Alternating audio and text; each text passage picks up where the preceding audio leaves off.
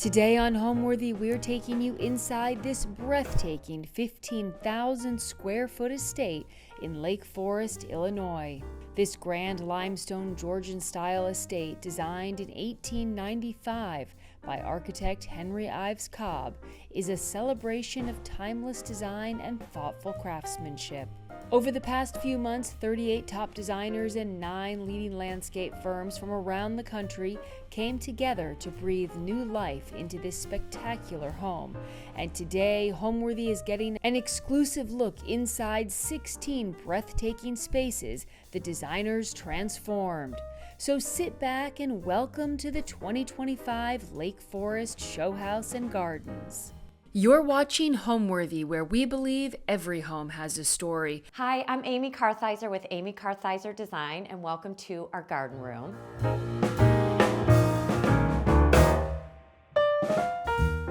This room was obviously based upon a garden, and bringing the outside inside was the premise behind all of the colors and everything that you see. We've got the blue of the sky, we've got the yellow of the sun, and we have the greens of the grass and all of the plantings that go on in a garden. I would love to take you for a tour of our room, so come on. This room, before we were handed the garden room, was actually very dark and dreary. It did have treillage on the walls and the ceiling, but it was black. And we had black marble, and at one time there was black leather furniture. So our goal was to take away the harshness of those colors and to bring in something very bright, cheery, happy, and airy. As you'll get a tour of the home, you'll see there are a lot of sitting rooms throughout the home, and we didn't feel like there were enough dining spaces. This room seemed like a perfect space for a dining room. It is a great area for a ladies' luncheon, for a Saturday or Sunday brunch with mimosas, of course, and even a summer soiree. We noticed that there's this large cove in the ceiling, and it really draws your eyes upward. So instead of trying to fight it, we decided to embrace it. We found this gorgeous wallpaper from Vutsa. It's actually a modern take on chinoiserie. And the colors in there are magnificent, especially that color green. It's really bold, and it was really the tone of green that became the premise behind all of the greens that you see in our room. These lanterns, we thought a cluster of lanterns would be much more interesting than just one lighting fixture. And they take up the space both vertically and horizontally, which is really wonderful. So these were handmade in San Miguel de Allende in Mexico from great artisans that work with a company called Casamity. We had all of them hand carved, and we had all of them painted in this beautiful color green from Benjamin Moore. I love the fact that they've got these tassels, these leather tassels at the end, just for a really special detail. We ordered some extra link chain up at the top because we just thought that was such a neat detail. When I've been to Morocco inside the riads, they do such a great job with details inside their rooms. And I always think of these swags of chain from lantern to lantern, and that's what we went with here. So I think it's just adds a little bit of interest, like I said, and a little bit more detail to the space. So these chairs are actually made from the same artisans who made our lanterns. I love these chairs. They're one of my favorite products that this Casamity and San Miguel carry, or make, I should say. So these are really a French design, a modern take on a French design, French neoclassic design of a chair. They're made much more airy. This is all steel in here, so they can be used indoor and outdoor. And we painted these the same color blue that we have on the treillage on all of the walls. I like surrounding a room in the same color. It just makes it feel very cohesive and cozy. Now, as you can see, the front of the chairs, we covered in this beautiful yellow. All of the fabrics in our room are from Pierre Frey. So this is just such a beautiful, happy color yellow. And then the outside, the back of these are this brocade from a vendor that Pierre Frey carries called La Monac. And we were able to handpick these very specific blue and green and ivory colors for this brocade for our room specifically. So that part is handmade as well. Getting to our table, again, going with the theme of light and airy, we really did not want this table to be a big, heavy piece in the room. And getting a glass and acrylic table almost makes it feel weightless in a way. So the acrylic bases were custom made for this, and we just have a green glass tabletop on top, and it just, again, keeps the room very open and very serene, and nothing, adding to the heaviness of the overall look of the room. This is one of my favorite moments in the room. This is actually a purchase that I made in France. 2016, I was in a French brocante in Avignon, and I shipped this settee home with a bunch of other things, and we had this in our studio. Most recently, we had a leakage in our studio, and all of the fabrics and all of the pillows on it were ruined. So it gave us a perfect opportunity to reimagine it. Again, these fabrics are from Pierre Frey. This is just the most beautiful handmade fabric. It's absolutely gorgeous, dripping with all the perfect colors and different type of flowers. We have on the back side just a gorgeous green velvet, again, keeping with the green tones in our garden theme here. The pillow fabric from Pierre Frey, and then a fun, almost modern take on a fringe from Samuel & Sons.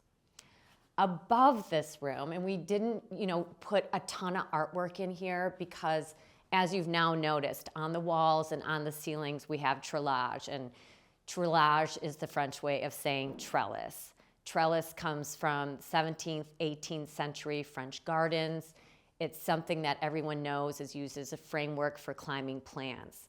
But when you use it in an interior space, it just adds so much architectural detail and so much dimension to the space that I really don't feel like you need to add a lot to the walls once that's on there. So these beautiful bees, these are carpenter bees, and I thought they were just perfect for a garden room.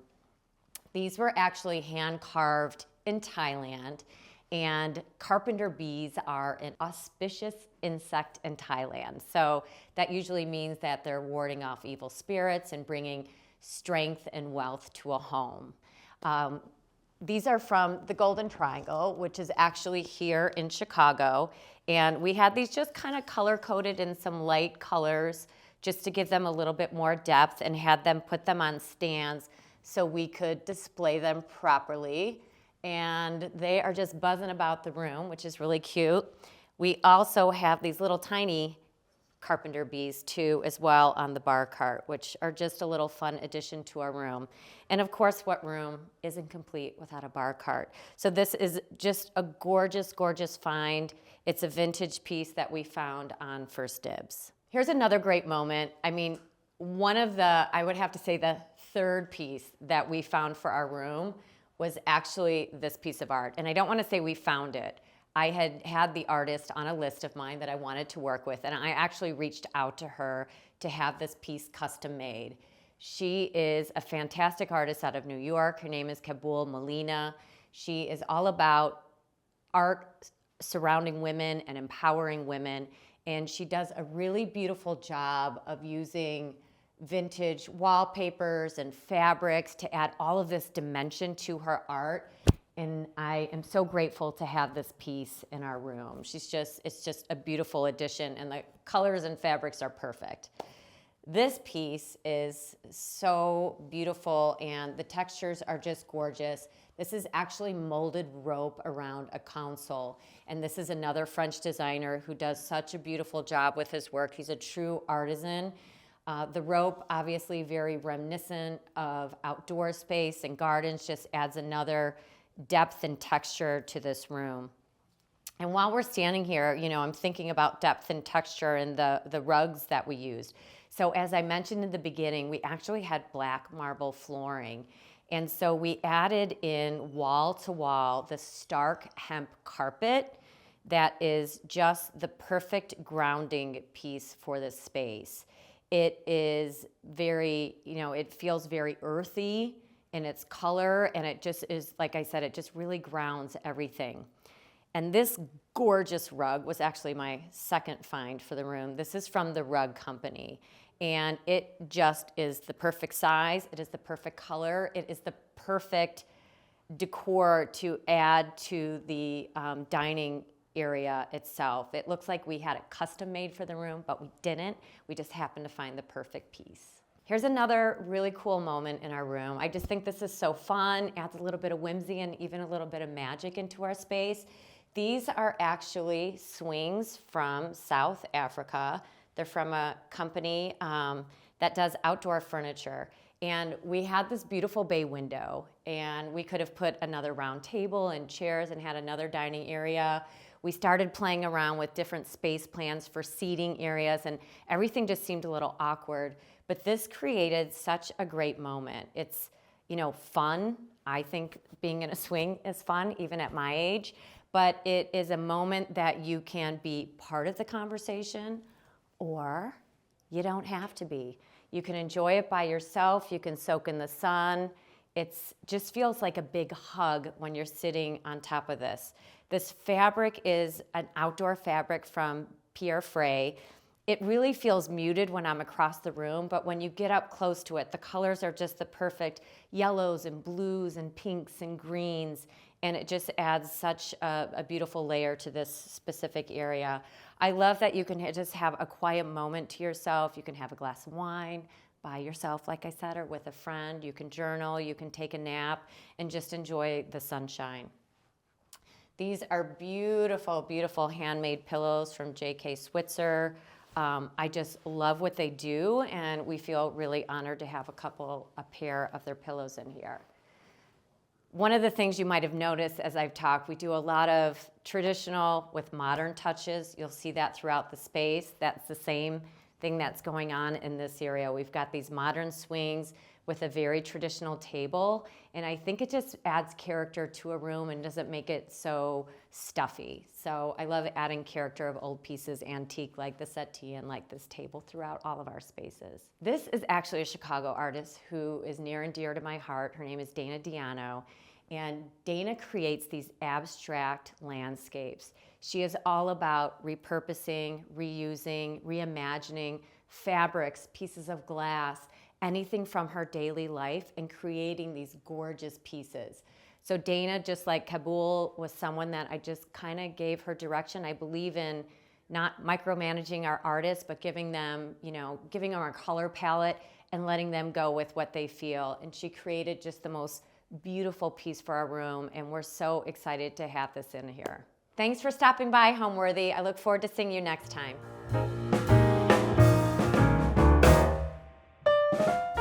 I'm Marita Simmons. And I am Krista Gibbons. And we are the design team behind Kipling House Interiors. We are here in the library, which we were very much influenced by the architecture of the home. We feel it's very important to design rooms starting with architecture and building from there. And with such a prominent list of designers who came far ahead of us, David Adler, Francis Elkins, we very much wanted to respect what they had started, but give it a new breath. The inspiration for our space was tough because all of the walls are paneled in this room. And so there wasn't a lot of impact we could make on the walls aside from painting them. And so we found a wall covering that we thought would be incredible to see on the ceiling of the space. It's sort of a climbing tree mural that kind of gives you that feeling of being in a garden under the treetops, except it's on the ceiling. And then we could make a big splash with changing the color of the paint on all of the paneling that was existing. So the space is very large. We have the benefit of vertical with the high ceilings, which we've already spoke to, that the emphasis was up. However, in the floor plan of the space, we really wanted sort of a dual function.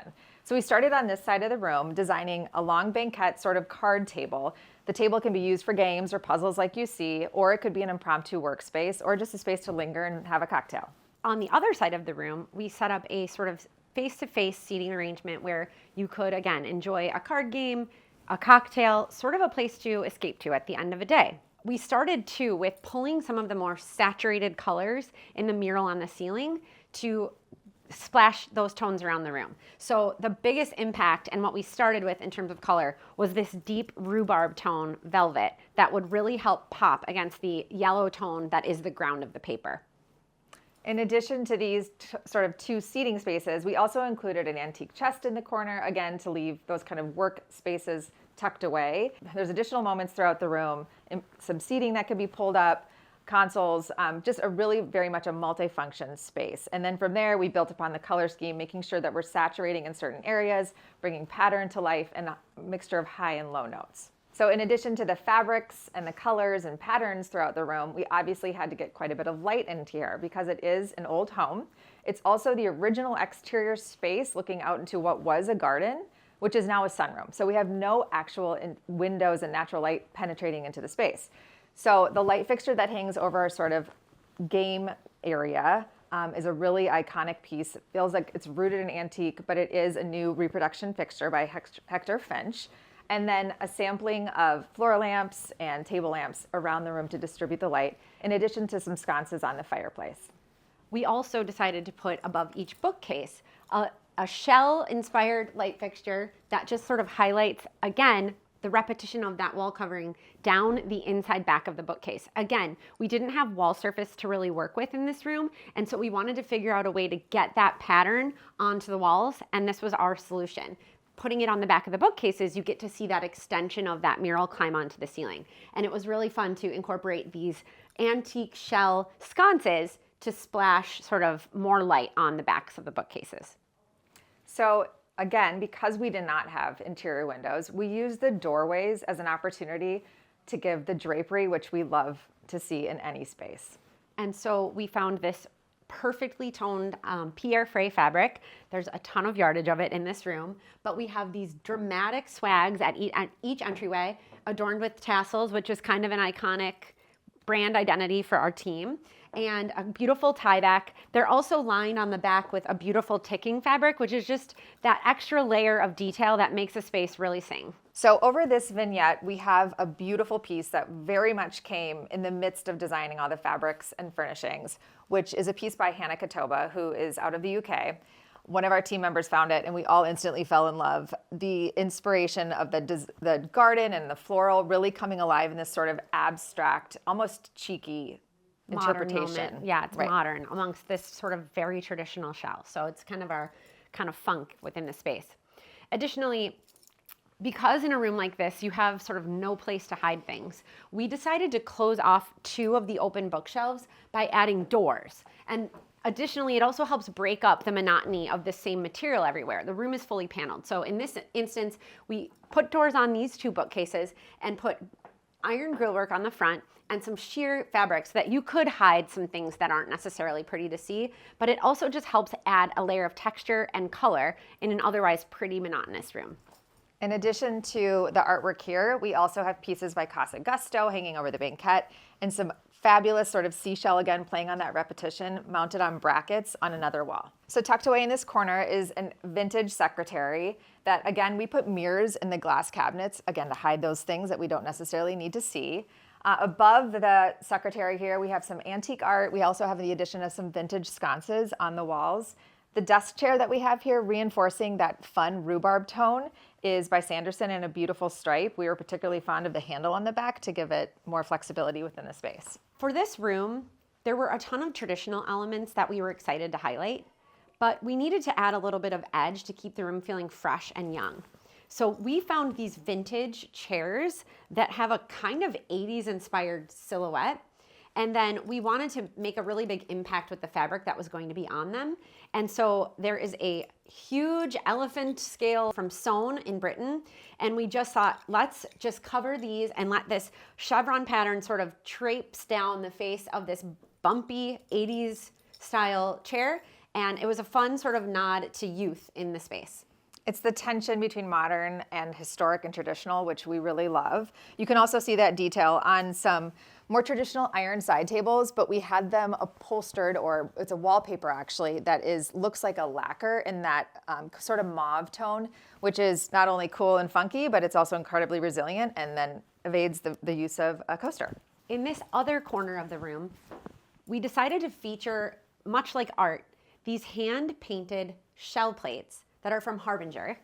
And they are really cool because their spirit is kind of youthful and fun, but it does, again, reiterate that shell concept that was on the sconces. And it's just sort of a fun, cheeky nod to like repetition in the space. The colors were amazing, and it's fun to feature them right beside the colorful tones in the Pierre Fray fabric. And again, it just picks up the most jewel tones from our mural and puts them on the wall. In addition to the challenge of respecting the architecture and highlighting it, The other biggest challenge would be that we are somewhat limited on that natural light. But instead of trying to brighten it and fight it, we decided to embrace it. Make it cozy, like a place that really beckons you in with low lighting rather than highlighting this entire space. So you do kind of get this discovery of the magic on the ceiling because the lighting in the room is mostly low. Right. And the wall color itself is very much because of the wall covering. So again, using that wallpaper as the inspiration and drawing all of the materials, colors, textures from that. Thanks for stopping by, Homeworthy. We can't wait to welcome you all to our own homes, but we'll be featured on Homeworthy later this summer.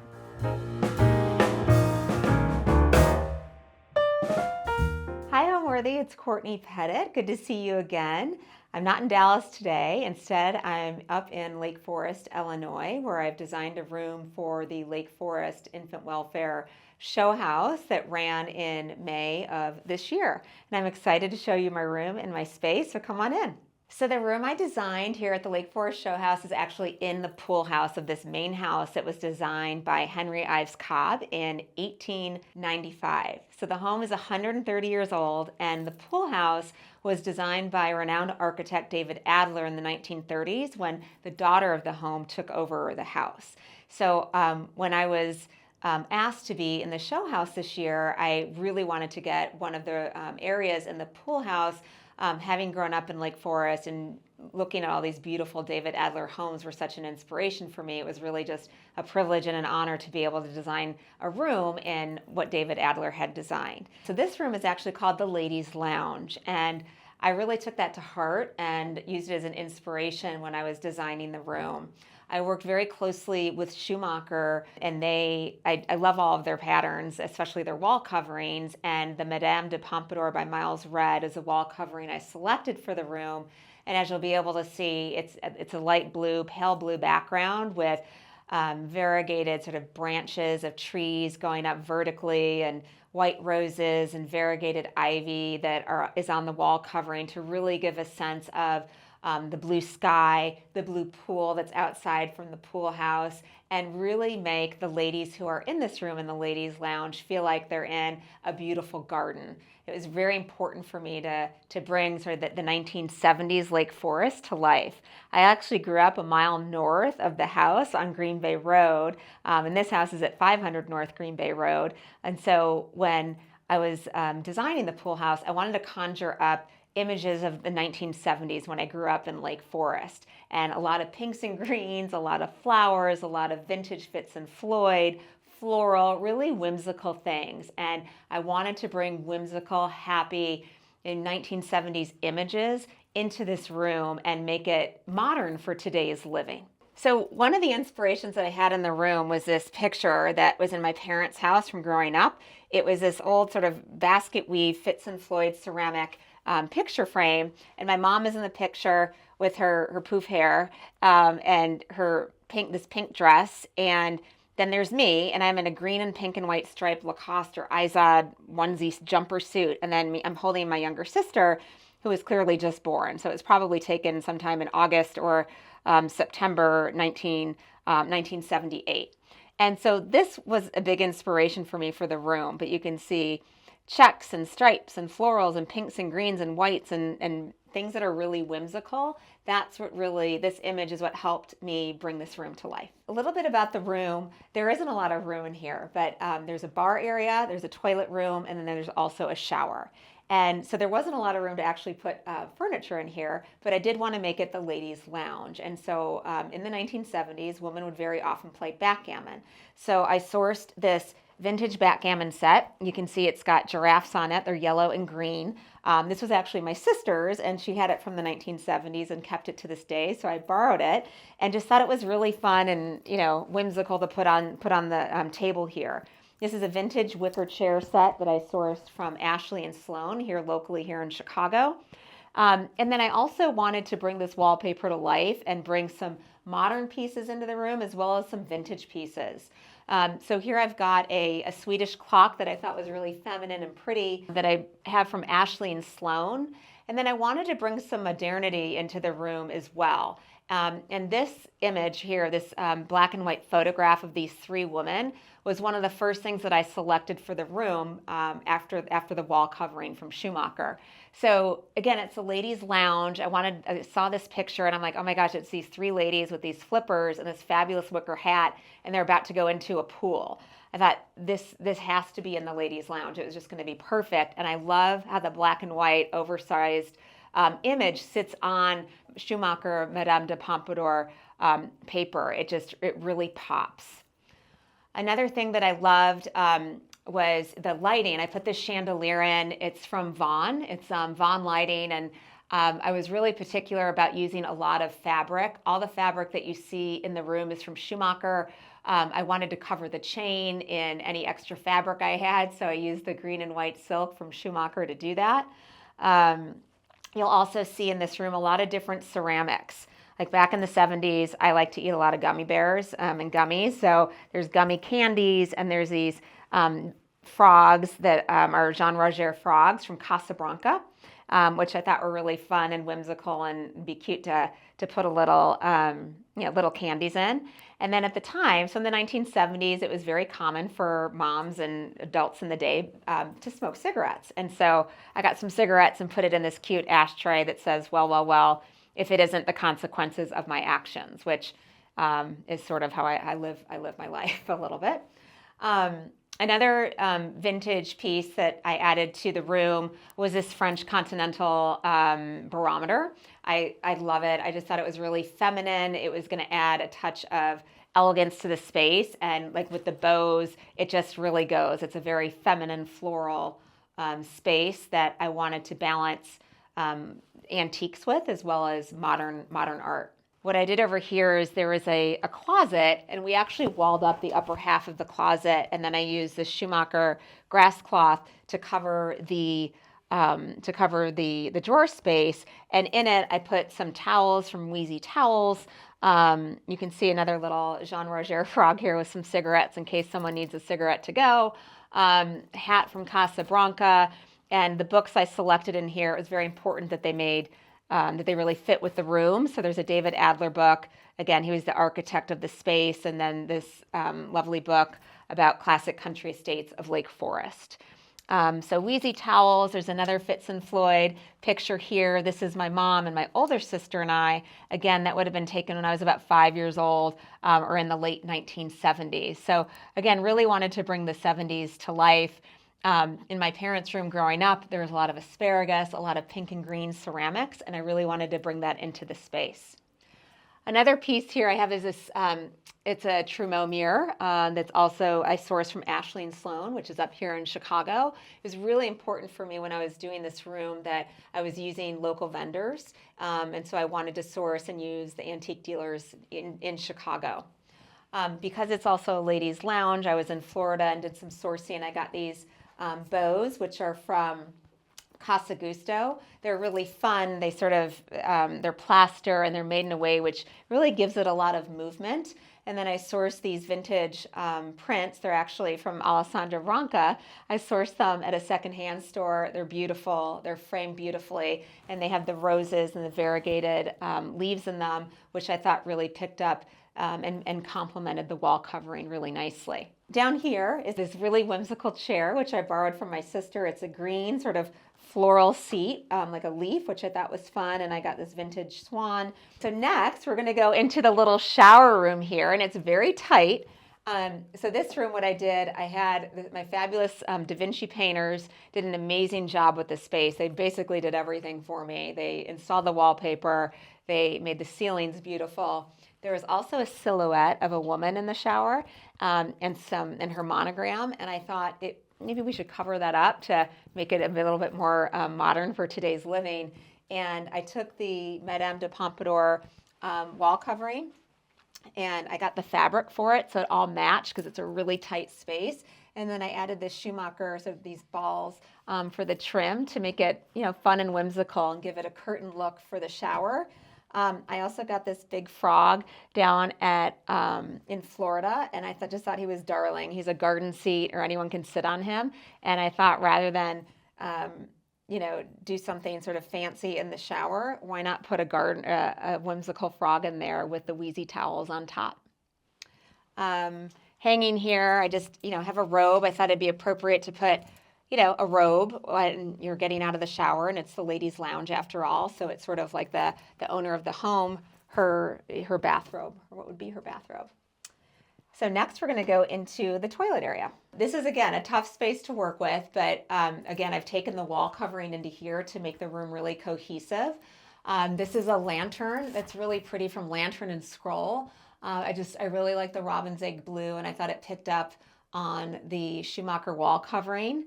The mirror is from Casablanca. I thought it was beautiful. I love sort of the palm waves with it.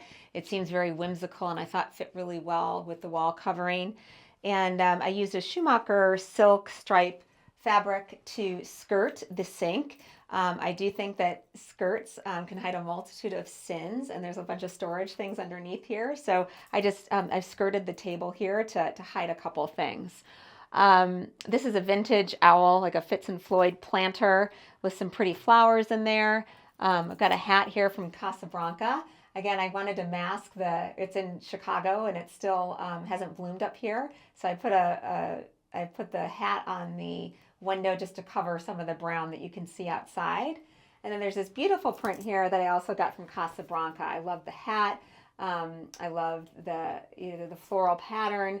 I just thought it went really well with the wall covering and with the theme of the room being the ladies' lounge with the two hats and the Italian drink with flowers floating in the drink.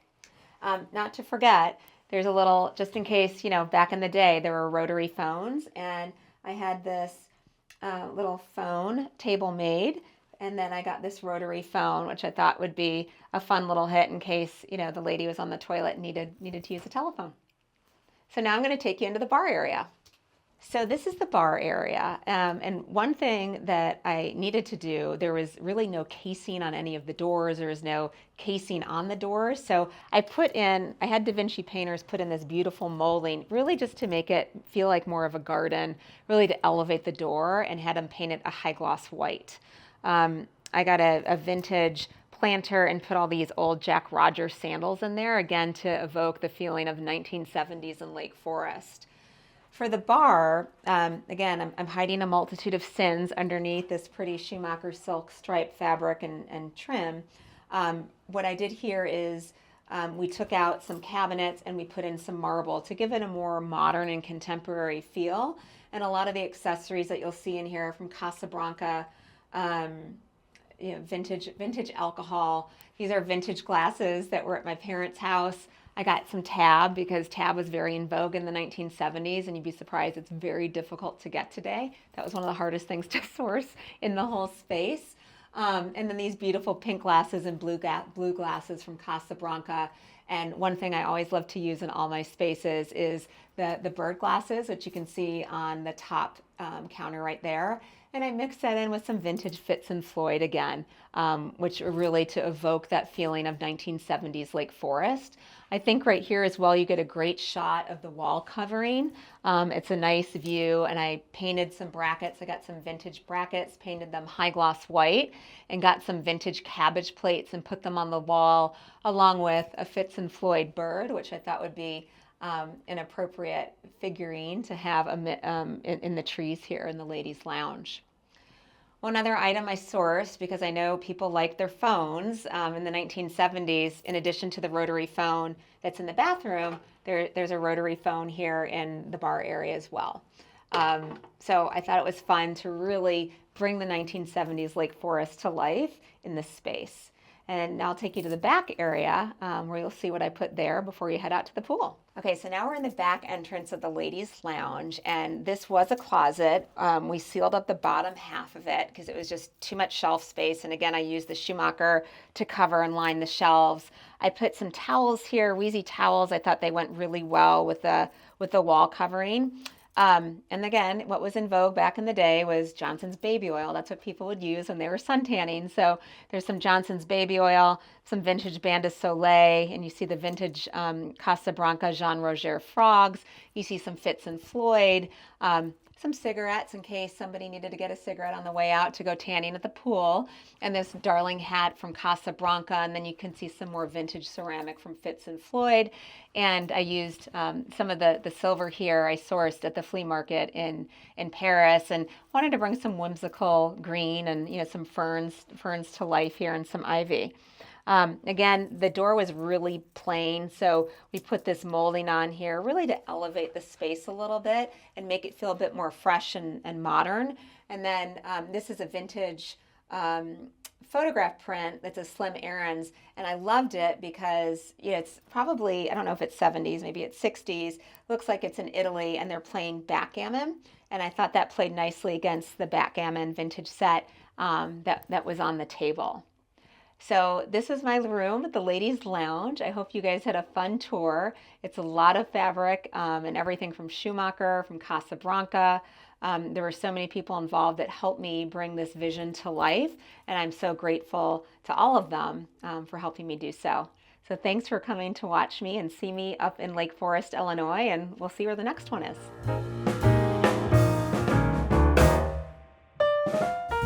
Hi, I'm Emily Sturgis, and welcome to the ladies' office at the Lake Forest Showhouse and Gardens 2025. I was inspired to design a very feminine, elegant space directly from the view outside our window, which is the formal gardens of Pembroke Lodge.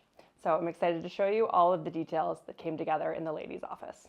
So when I first saw this space, I took one look out the window, saw the beautiful formal gardens and the central drive, and I thought, this house needs a room that's inspired by nature, by the gardens, and for the woman of the house. So we decided to design the ladies' office. It's a petite space, but it really is functional for many different ways the woman might want to use it. So we've created a workspace, a lounge space, and a coffee cocktail space for all of the different needs she might have in her private office. So what we did first, and what I do in most of my projects for clients, is find a textile, a wall covering that really inspires me, and it's the jumping off point for everything we do. So we started here on the walls. You'll see this beautiful wall covering by Pierre Frey.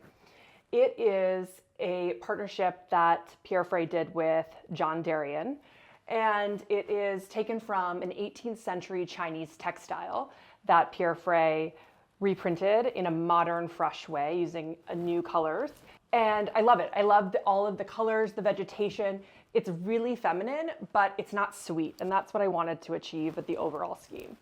So we took the greens, the pinks, the oranges, and the slight purples, and that's where I started pulling other ideas from.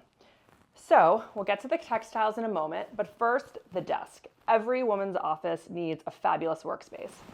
And why not go custom? So what we did here is I had this desk made and then hand painted by a really talented artist from the North Shore named Patrick Roulier. And he looked at the wallpaper, we worked together, and he created this lattice vegetation explosion on the desk. It's really beautiful, but it's also subtle, so it can work in many different spaces, but it's an inspiring place to do some work here. So we have this workspace nook, but as we move into the room, it becomes something else. It's this elegant, entertaining space that a woman could have private time, read a book, make a phone call, or invite her girlfriends over and catch up on the day. So we have two different seating options. We created this custom banquette here in a beautiful Maxwell fabric velvet with Samuel & Sons trim. And I wanted to create layers and layers of different fabrics and textures, but all in the same color story. So we have more Pierre Frey fabrics, quadrille, and then over here in this seating area is a beautiful wicker chair that seems very casual on its own, but when elevated with a Brunswick-free Letouche fabric, which is a classic, it really becomes something different and special. I love the idea of bringing in a natural texture like a wicker or rattan in a room that may feel a little formal, just to bring it down and ground the space a little bit. So we have this wonderful chair and seating area, and then this custom ottoman inspired by Billy Baldwin that was made by a wonderful maker in California called BH Home. It is upholstered in a fabulous silk by Brunswick & Fee. So together, it's this yin and yang of classic contemporary, grounded, and also really elevated. So we have a seating area here. And one little trick I wanted to tell you all about is this ottoman. It might not look like a lot, but it's one of my favorite finds from the space. It was a broken down table with a beautiful base that I found at a vintage store. It had a know-nothing marble top, and I said we could do something better with this. So I had it reworked, reupholstered in a beautiful Cowton and Tout fabric, and it went from a stone top base that a lot of people overlooked into this beautiful cocktail ottoman. So it just shows when you see something in a store or on the side of the road, get creative, think of different ways that you could repurpose something.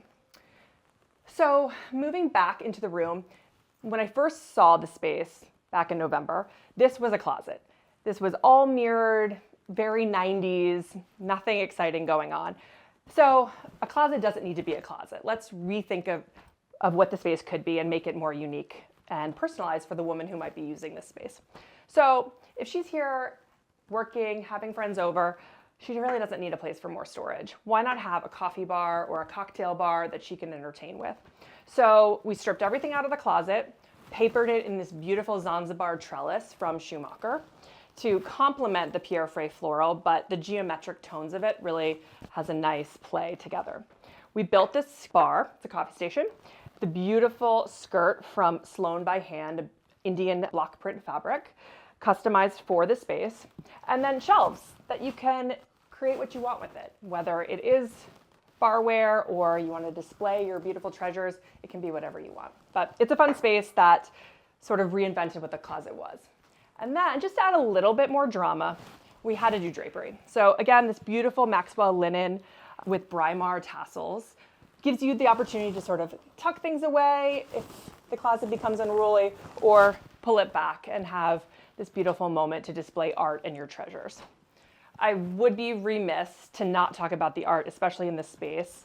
You're looking at 4 etchings by Salvador Dali from the 1960s. They're 4 nudes, very petite, and they're the perfect complement to this woman's office.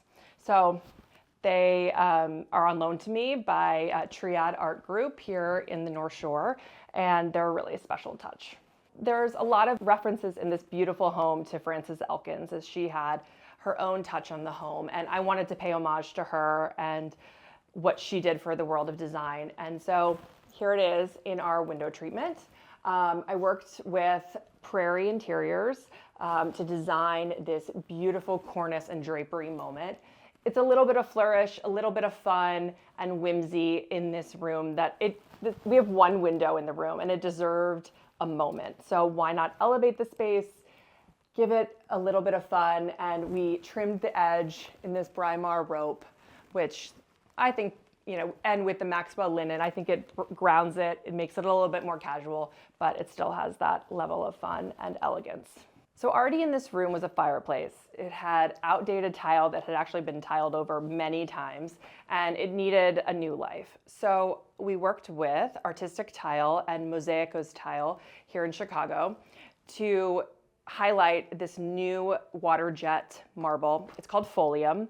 And again, the organic nature of the leaves really is a perfect complement to the paper. But because it's in this natural colorway, it doesn't feel overbearing, or it doesn't take away anything from the design in the room.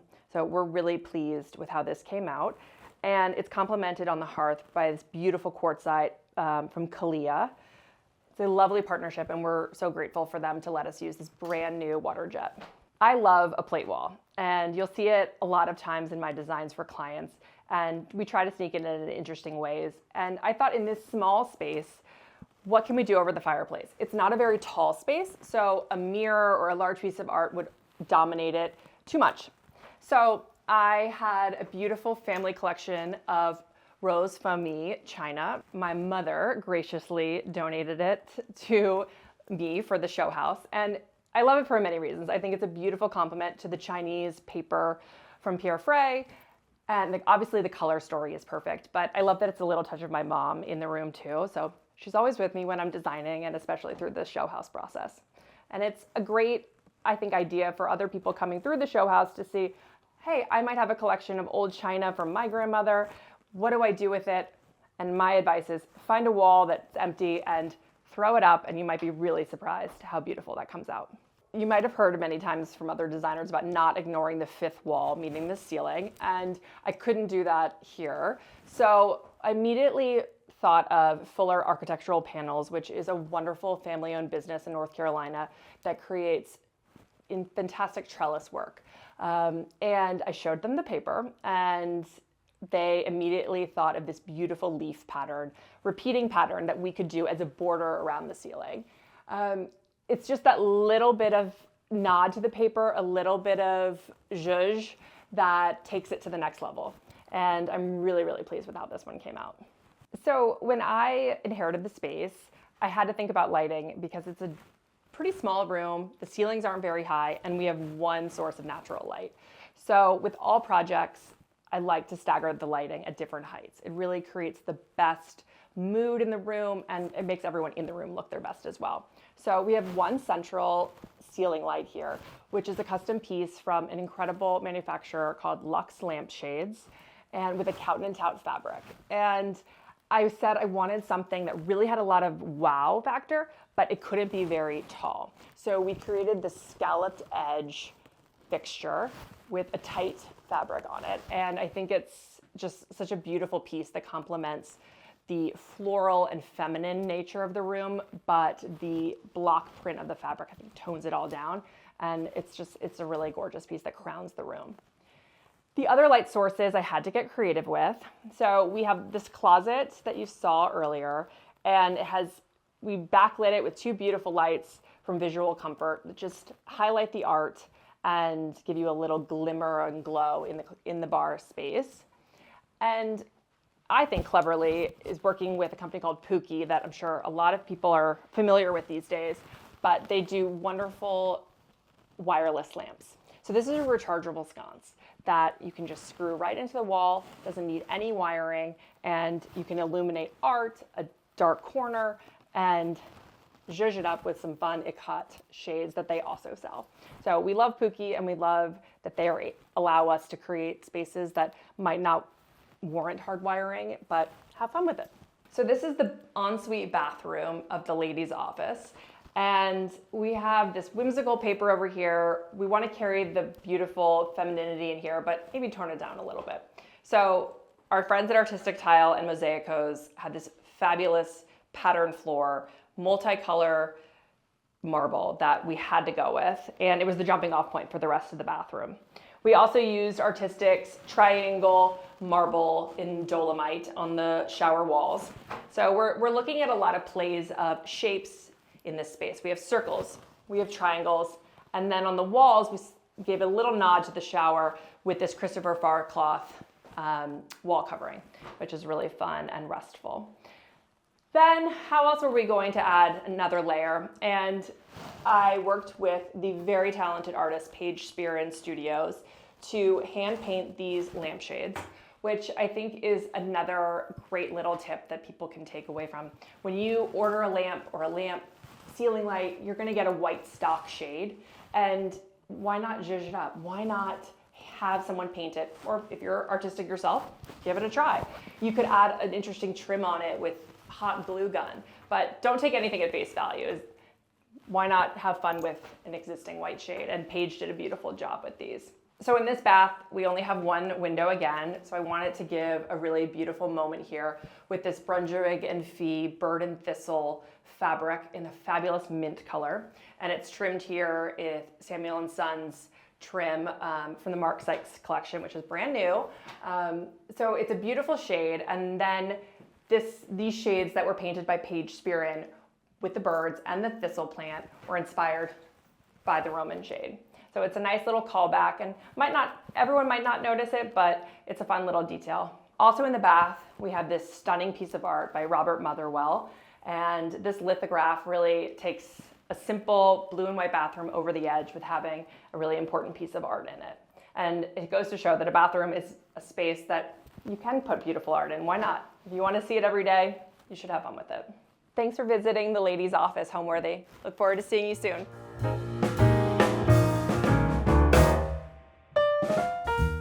Hi, I'm Megan J, and this is the Pool House Cabana. So this space was originally built in 1925 by David Adler. And when I walked into the space, I immediately fell in love with the arch ceiling, and I knew I really wanted to highlight that architectural feature. So originally, this hallway was a series of doors, and as I said, we couldn't demolish 3 of the dressing rooms, which I had really hoped for. So the seating area you see was originally 2 dressing rooms. And it was important for me to create a seating area in here because I really wanted it to be a multifunctional space, not just some place you come after, taking a swim to shower and change, but I also wanted you to be able to entertain in here, read a book after doing your afternoon laps. So the space we created is a great place for lounging, and you could come in here in the evening and entertain guests, have a cocktail. It's super cozy, but very functional, and really acts as an extension of the pool area, as everything is performance. It's tiled over, so it can absolutely get wet. So now we're in the powder room, and this was an existing space. So in addition to those series of dressing rooms, there was a shower stall and this powder room. In addition to the space having like all of these broken out doorways, which made it kind of tricky to create a multifunctional like seating and entertaining area, it was also challenging to design because while it's one pool house cabana, there are 7 different spaces really within it. The entry, the hallway, the shower stall, the seating area, the 2 changing rooms, and the powder room. That's 7, yes. So I wanted everything to feel cohesive, but also distinct. And the powder room, while the colors, I think, coordinate nicely with the draperies in the hallway, it has a bit of a cooler feeling to it. So when you first walk into the space, you're met with a very bright, sunshiny yellow entry. You come down the hallway, it feels a little bit more luxurious and warm, and you come into the powder room, and again, there is some pops of yellow and the blush tones, but it feels a little bit more distinct and cooler. So it was important for me to, again, like make each individual space feel unique while also being cohesive with the rest of the cabana.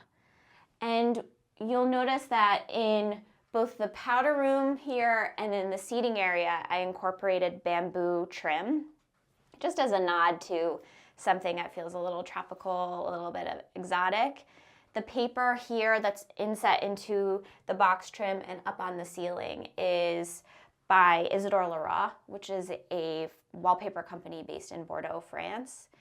And the goal was to make the space feel modern, yet also have a nod to some vintage charm. Given it was built in 1925, I really took inspiration from hotels and like seaside hotels in the East Coast and the Deco era when I was designing my space. And I also pulled a lot of vintage pieces as well. So this is something I sourced in France, a vintage fixture. She is an actual socialite from the 1950s, and I just felt like it was perfect. Not only are the colors perfect, just it adds that touch of whimsy and feels in keeping with the theme of it being a pool house cabana. This is also a vintage piece that I pulled. It's from Italy, again, bringing in natural elements to make it feel warmer, but that vintage charm too is nice. So it was really important for me for the space to feel immersive. So again, you walk in and you're met by this like really sunshiny yellow tone in the entry. You come down the hallway and it feels luxurious. There's all this beautiful fabric, drapery, and trim. And then at the end of the hallway are 2 dressing rooms. And I really wanted it to feel like Chronicles of Narnia, where you walk through one space, but you're met with another vista in the distance. And it's almost like you're experiencing another vantage point that you could step into.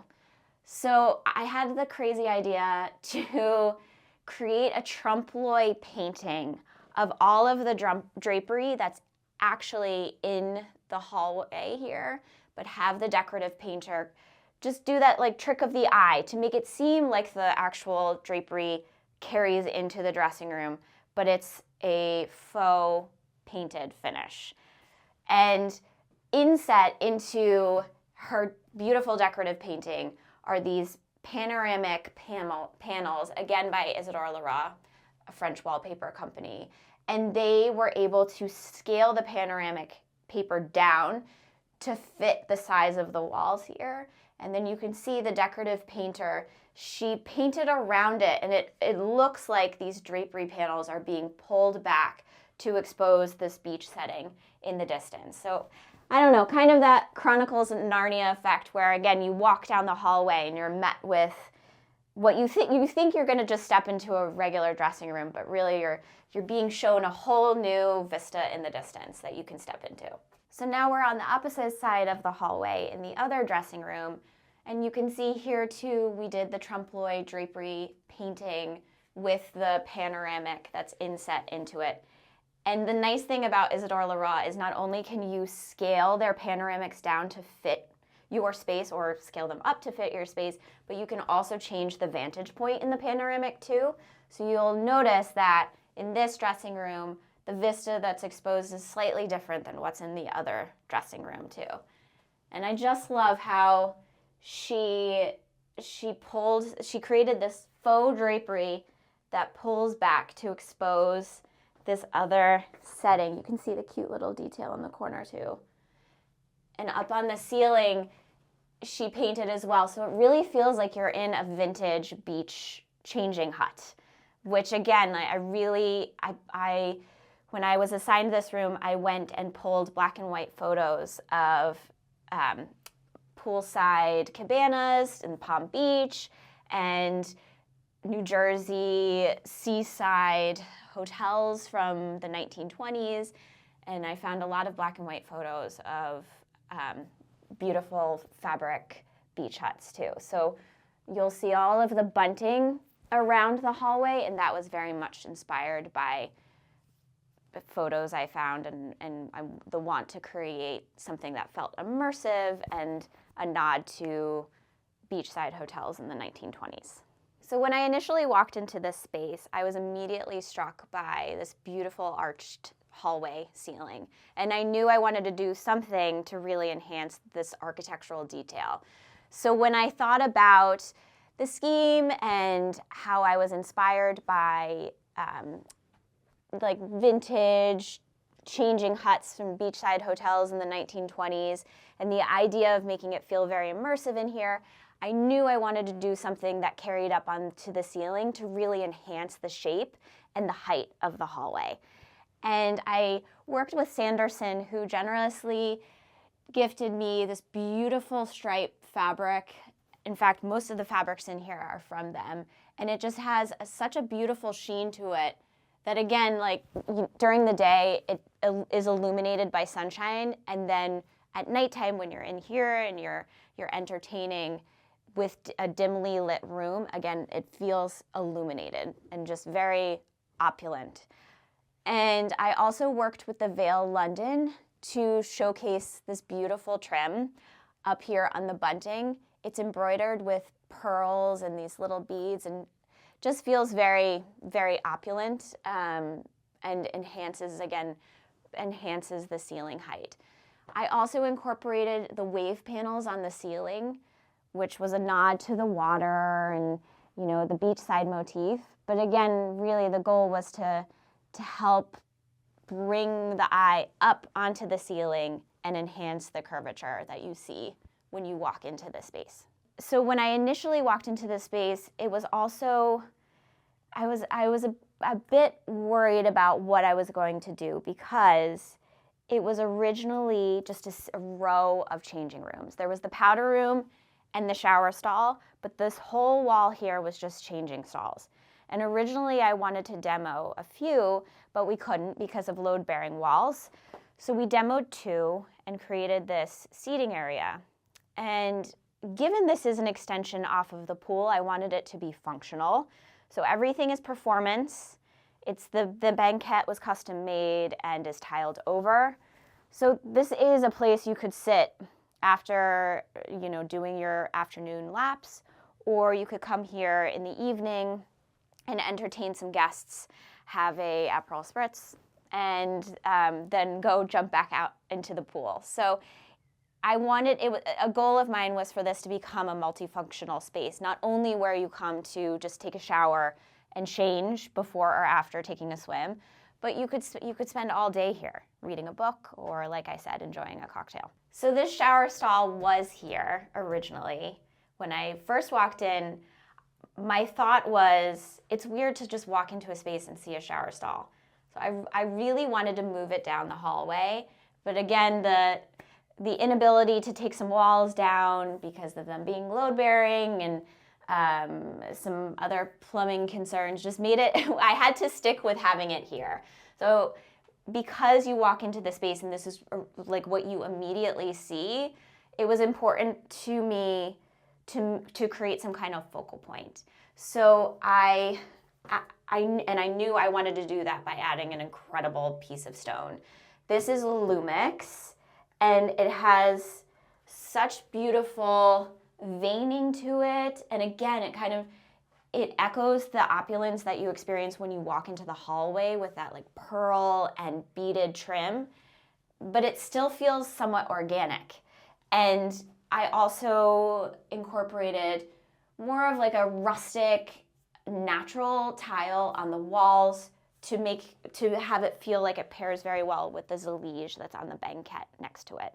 So again, just like trying to think about ways to mix opulent and rich feeling textures and materials with more of a rustic beachside feel. And I think it creates like a really beautiful focal point when you walk in.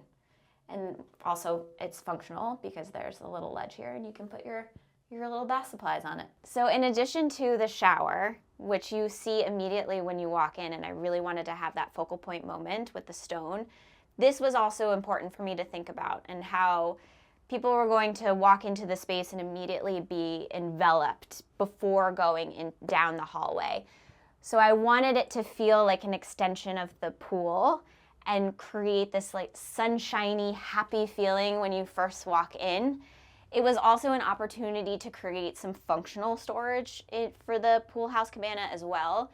There were originally upper cabinet doors here, which I removed to expose the shelving and also allow for a countertop surface so you can, pour your champagne or mix your Aperol Spritz or whatever your drink of choice is.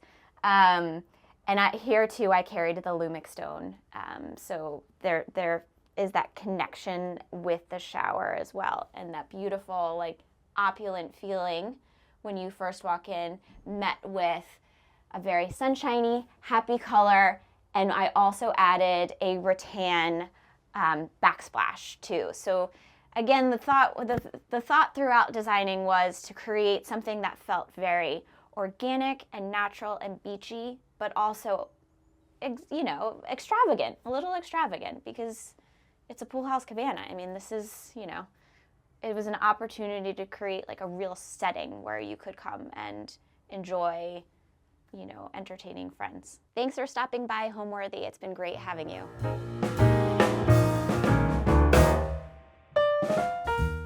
Hi, I'm Teresa Hansen with Teresa Hansen Interiors, and we are in room 16 of the Lake Forest Showhouse, which we like to refer to as the Imaginarium. The overall design came from knowing this was going to be a playroom/bedroom for a 4-year-old girl. So that was really fun to be able to immerse ourselves into getting back into our inner child and deciding what would be a great creative space to be able to imagine, dream, read, draw, explore, all the things when you're 4 years old.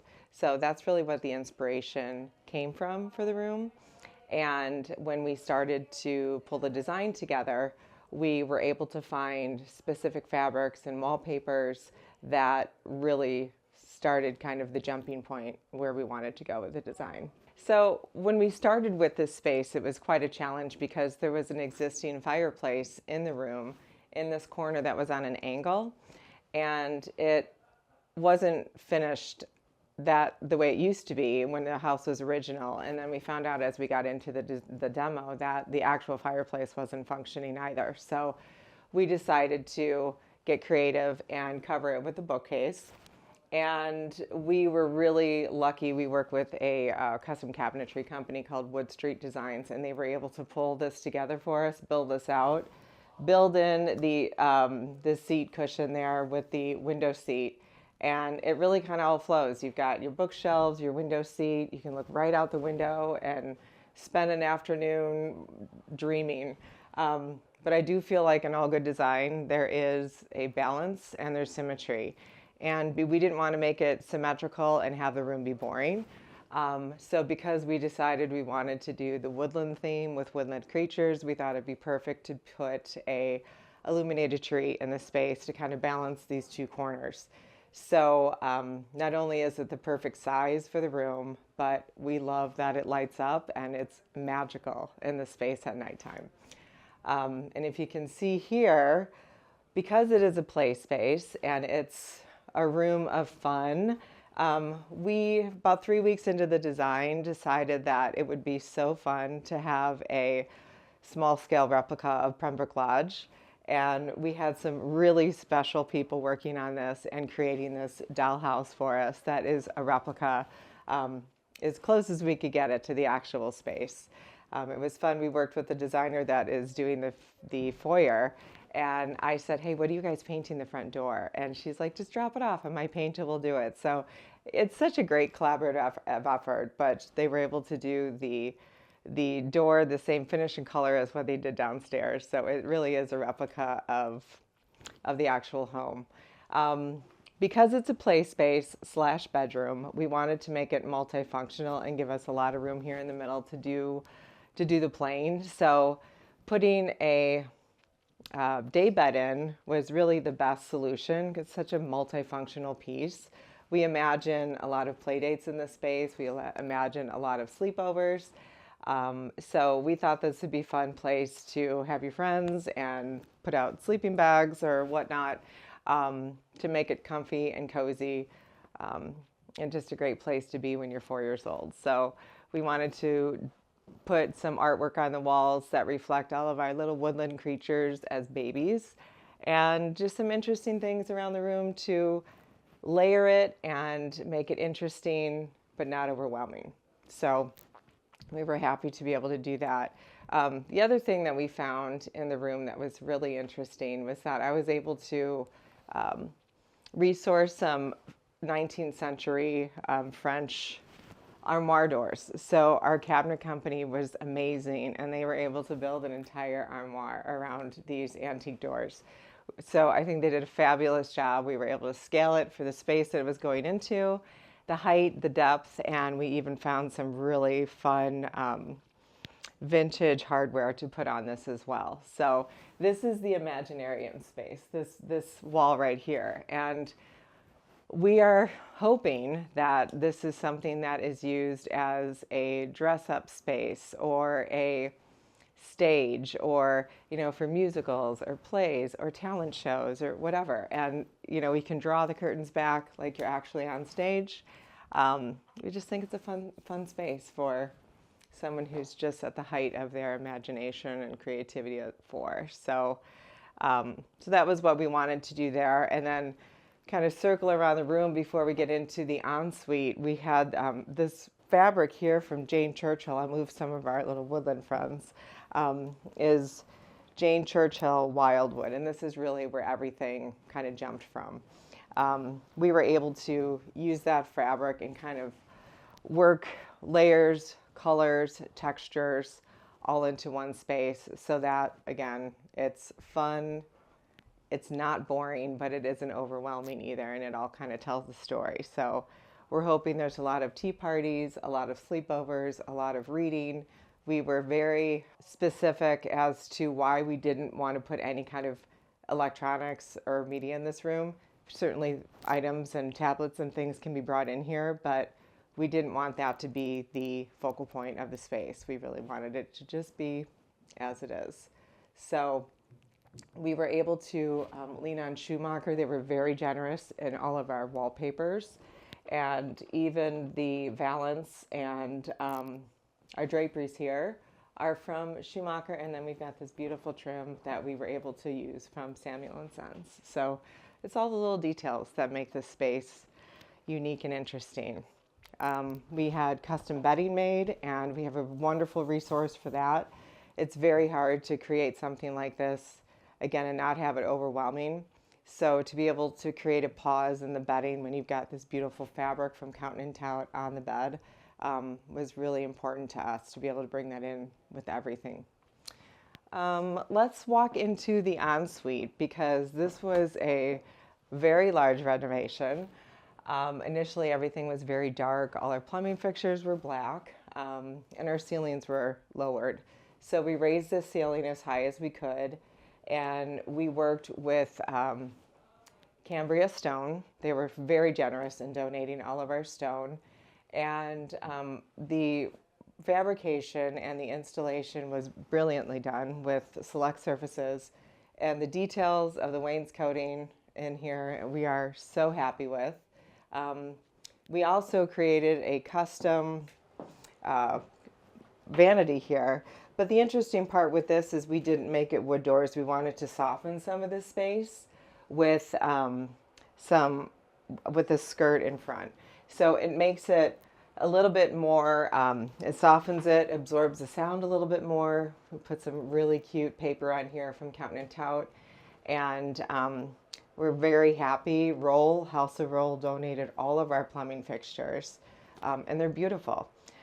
Just a couple of weeks ago, we were able to, I was in Italy with my family, and I was not set on our artwork that we had for the space, and I was able to find some antique botanical prints that are gorgeous, and they fit the space perfectly. So again, always a good balance, always symmetry.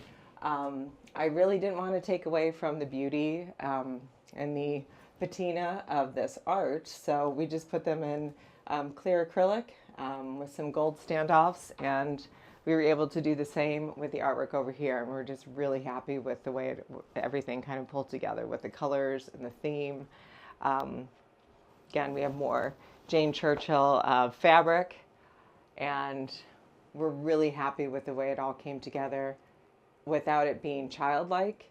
It's still got a sophistication to it for sure, but it's definitely a whimsical, magical place that we're hoping she can enjoy for years. Well, thank you so much for taking a tour of our little girl's room slash playroom, again, like we like to call it, the Imaginarium. Thanks for stopping by. We hope you enjoyed it as much as we had fun in designing it. So thank you. Hopefully you get to see it in person.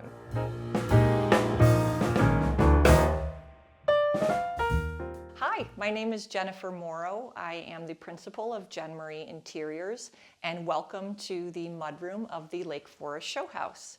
Our inspiration behind this room was really to take a very pedestrian space, which is a mudroom, and elevate it for the everyday. I had just finished watching the documentary Martha Stewart, and when I was invited to design one space within the Lake Forest Showhouse, the obvious choice would have been to design the kitchen, but instead I wanted to focus on what I felt was the backbone of the home. Any well-run home, in my opinion, usually starts with a very organized and curated mudroom. It really ends up being a space that is more like a concierge room, not just where you're taking off your jackets and shoes, but rather you're putting all of your Amazon return packages, your gift wrapping, your organization of the family calendar. So it truly is a multi-use space. So to talk through some of the details within this space, I do want to focus first on the millwork. We designed this room, originally it was set where the back wall had just a simple reach-in closet and some very basic black painted doors.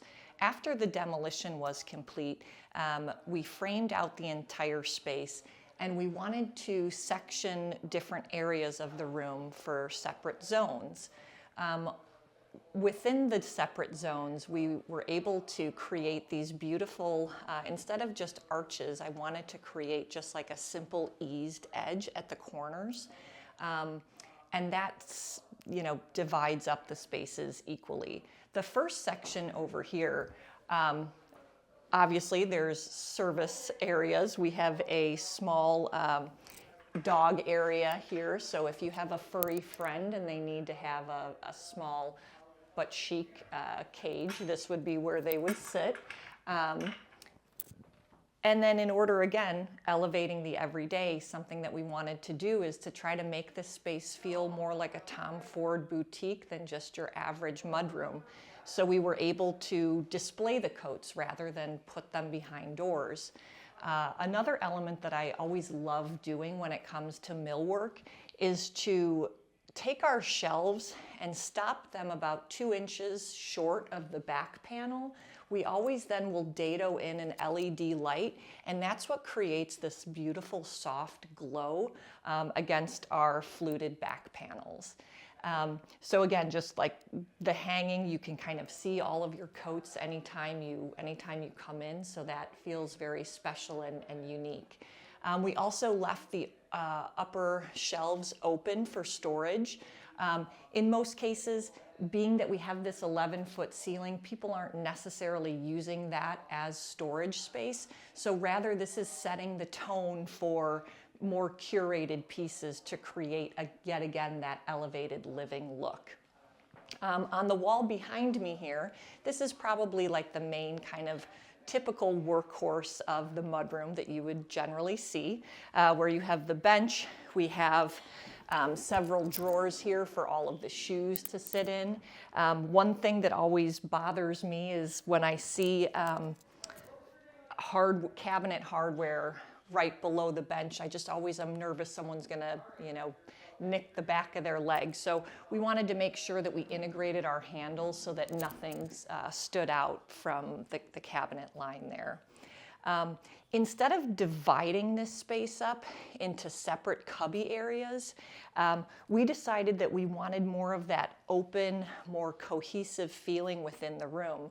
So we were able to stagger in these beautiful Katona hardware 4-prong hooks. Again, because Sun Valley Bronze makes them, and because they're handmade, they just have this beautiful quality to them that makes them shimmer within the light.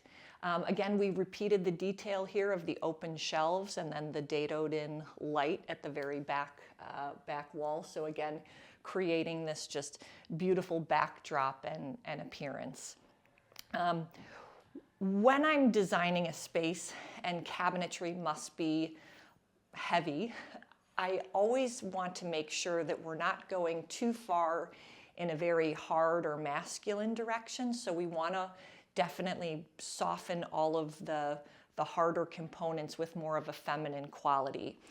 You'll notice here on our elevation where we have our worktop, we elected to omit putting cabinets below the worktop, but rather put in these beautiful cafe curtain skirt.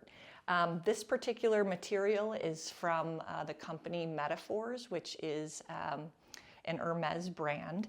But again, this beautiful jacquard fabric is meant to communicate here with our purple houndstooth from Milton Textiles. Again, just very classic components that we're trying to marry together, both the masculine and the feminine, so that they could have a very strong balance together. This particular worktop, I love the Calcutta Viola Ultra marble that we've used here.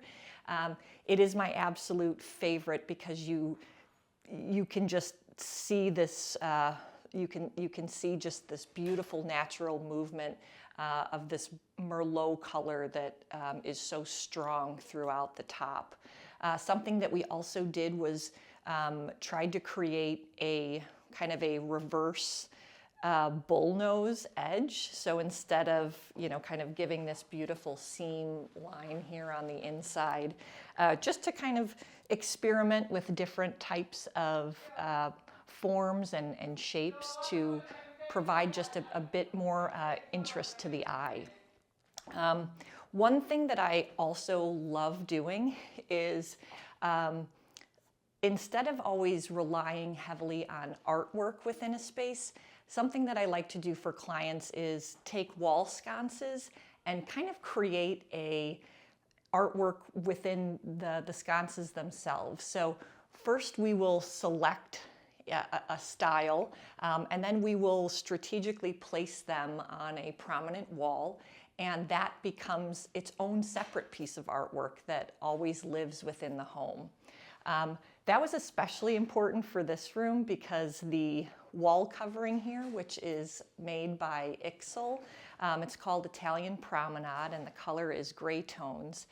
I feel as though this particular paper helps to bring the outdoors in and truly kind of transforms this space from being an interior space to feeling like you have somewhat of an exterior element to it. I didn't want to cover up this paper too much, so that was another reason that we really wanted to make sure that our light fixtures were selected and presented in the right way. These particular fixtures are called Esculpa, and they are designed by Kelly Wersler. We did a combination of their museum brass finish and their alabaster. We had them frame in around this window, which beautifully overlooks the garden.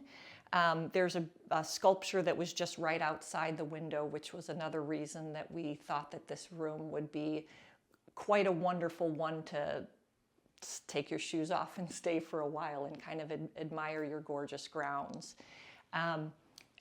As our window treatment here within the room, this particular fabric is manufactured by Holly Hunt, and the brand is Great Plains.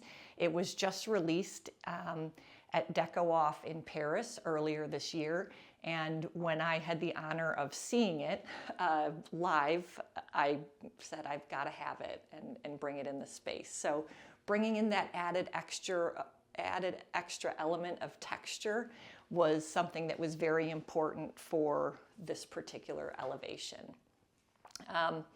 And then kind of walking us through the rest of the space here. Because this area here is really more of a pass-through to the laundry room and some of the back hallway spaces of the home, we just wanted to have a small console table that could, be the key catch, the male catch. We designed it with just two small lotus and dragon carved mirrors, just again, not to cover too much of the wall covering within the space here, but rather just as like a segue to kind of guide you from room to room, but still embrace the overall look of the space. One thing that we always like to do when we are putting an entire room together is making sure that we are touching on elements that that are within a few different style realms. One thing we haven't spoken about yet is our flooring here within the space, which comes from the fine line tile. This gorgeous 18 by 18 checkerboard pattern. You can see this pattern, dating back through time because it is so classic. One reason that we happen to select this particular tile is because it has this beautiful chiseled edge to it. Again, really making it feel like this has been here since the infancy of the home. I love the checkerboard pattern, especially in the larger format. It is just about as classic as you can get. Pairing that with the classic elements of our fluted millwork, combining it with some of the more modern elements such as lighting and our drapery and fabric choices. It just kind of, again, it helps to blend all of the beautiful styles and components into one harmonious space.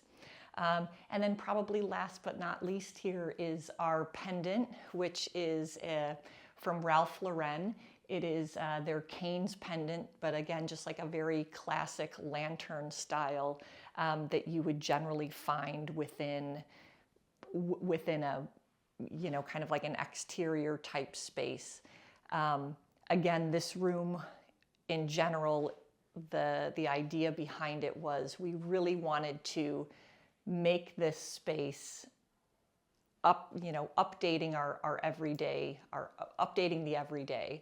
And we believe that we've successfully done so. Thank you for stopping by, Homeworthy. I hope to see you next time.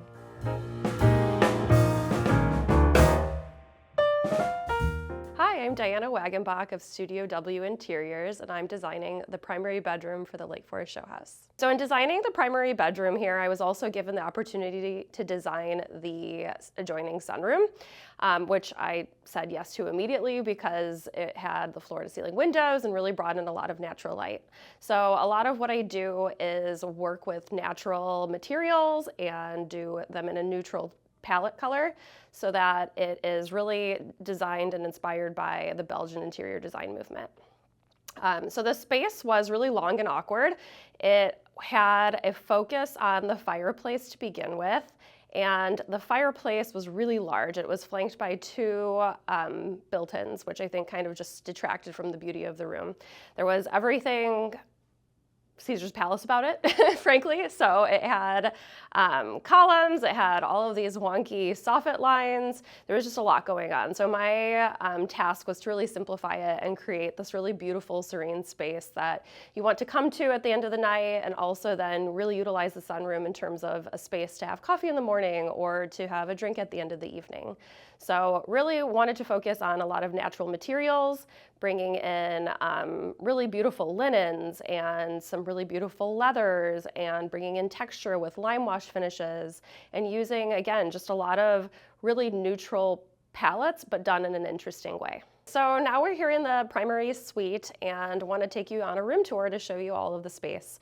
So here we start coming in with these beautiful French doors that you'll see mirrored throughout the space. We ended up redoing them in painting them white and then adding in this really beautiful reeded glass detail. And then just kept the original door hardware, which you can see that we brought a little bit of gold elements throughout the space. So as we move into the room, we have a really beautiful little sitting area, chair by Holly Hunt, along with a side table as well.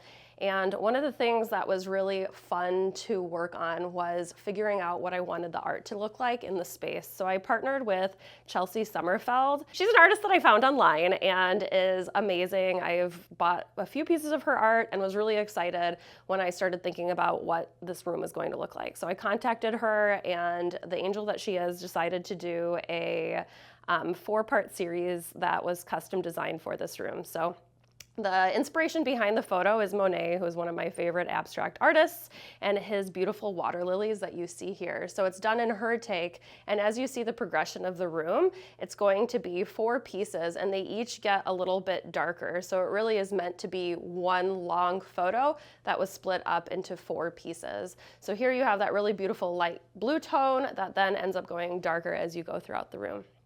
And then we'll move on to the primary focus here, which is my stunning bed and my stunning fireplace. So with redesigning the bedroom, the thought was, how do I make the fireplace a focal point, but make it really soft and elegant? So the fireplace was the starting point, which we decided to make it a little bit smaller and then do this really beautiful curved detail that mimics kind of a plaster hood. We flanked it with limestone, which I am so obsessed with and love, and you can see the details kind of throughout start mirroring different areas. So we did the limestone here that you see, and then ended up reusing that same material on the stairs as well that we redid. So adjacent to the fireplace is this beautiful bed, and this was the second detail that I was really excited about. This kind of canopy detail had been living in my head rent-free for a really long time, so I was really excited to actually design something really interesting and different. Again, going back to my original inspiration is the Belgian interior design movement, which really focuses on timeless and organic materials. So I knew that I wanted to use steel throughout the space. Everything is really neutral. So I really like the idea of doing pops of contrasting color. So in this case, black throughout the space to add a little bit of texture and interest, but also bring it a little bit more into today's day and era. So the bed canopy was really exciting to work with. I worked with my artist friend, who is Stephen from Iron and Easel. He is truly an artisan and does anything steel related that you can think of. So I made the design and he went with it, and I think it turned out really lovely. Then you can see too that we ended up draping the entire canopy with this really beautiful white linen. I partnered with Curated on all of my materials in here. And the fun part about partnering with them was, again, everything is really neutral and that's exciting. However, the thing that I really like to do with material is create texture. So we used a lot of different material throughout the space that I'm really excited to focus on. So this is really just like 100% beautiful linen here. And then we used a performance linen on the actual bed. So similar color tones, but different features to what they do. And then my upholsterer, Randall, who is another artist, did this beautiful draping detail. He came in and hand ticked it throughout the evening. So he is a superstar and I'm really appreciative of that. Then you can just see a really simple bedside moment. You know, we wanted to keep the bed really simple and elegant. We did 2 flanking side tables here from Holly Hunt as well, done in this really beautiful darker brown tone. And then lighting throughout the space is all from Visual Comfort. They are amazing to work with and just were able to really deliver on what I wanted to do. We have this really beautiful bedside lamps flanking the bed. So then we will move to the other side of the room here, which you can see is kind of the sitting area. So I wanted to have a few really different but nice seating areas in the space to fill it nicely. So this is our couch moment here. The couch I partnered with Masad, and again, it's covered with Curated material, done in this really pretty linen. That's performance as well. So, you know, I work with a lot of young families and everyone is always a little bit worried about wanting to invest in really beautiful pieces that are done in light tones, and performance fabric is like the way to do that. So that was really exciting to get to showcase this and let people really feel it and sit in it. So a really nice moment here. Was able to also bring in some greenery from Vagabond. Had my heart set on doing olive trees, and Jenna delivered, and I think they just add a nice touch of greenery to the space. And then the actual flooring I'd like to talk about as well is all from Stark Carpet. Originally, I had wanted to do wood floors in here, but then we had the discussion that this was actually a heated floor, so we could not do wood floors over it. So I partnered with Stark. They were lovely there. They were able to give this beautiful, just really tonal carpet that you can see that I think just adds a lot of warmth to the space and grounds it really nicely. And then you have my beautiful window treatments as well that I partnered with Shade Store, again, bringing in just like a nice soft linen moment to still have a little bit of light filtering, but create a little bit of warmth in the area. One other detail I do want to talk about as well is the ceiling. So this ceiling before had all kinds of different lines going on. So there was like a soffit and it was different in the entire area. I wanted to eliminate it altogether, but you know, in design, you're always evolving with the design based off of the reality of the space. And we had some vents that we had to keep that were structural. So we ended up coming up with this idea of doing this really beautiful cove detail, which I am obsessed with and I think turned out really lovely. And again, just adds that softness to the space that I really wanted in it. So then we moved back to the fireplace. Again, we talked about, you know, that really beautiful curve detail that I wanted to bring in the area, and then also bringing in this beautiful stone from Precision Stone. They donated and fabricated it all, and I think it just brings some really like interesting earthy texture to the area. And then going back to Stephen again, I had this other idea of bringing back the fireplace fender.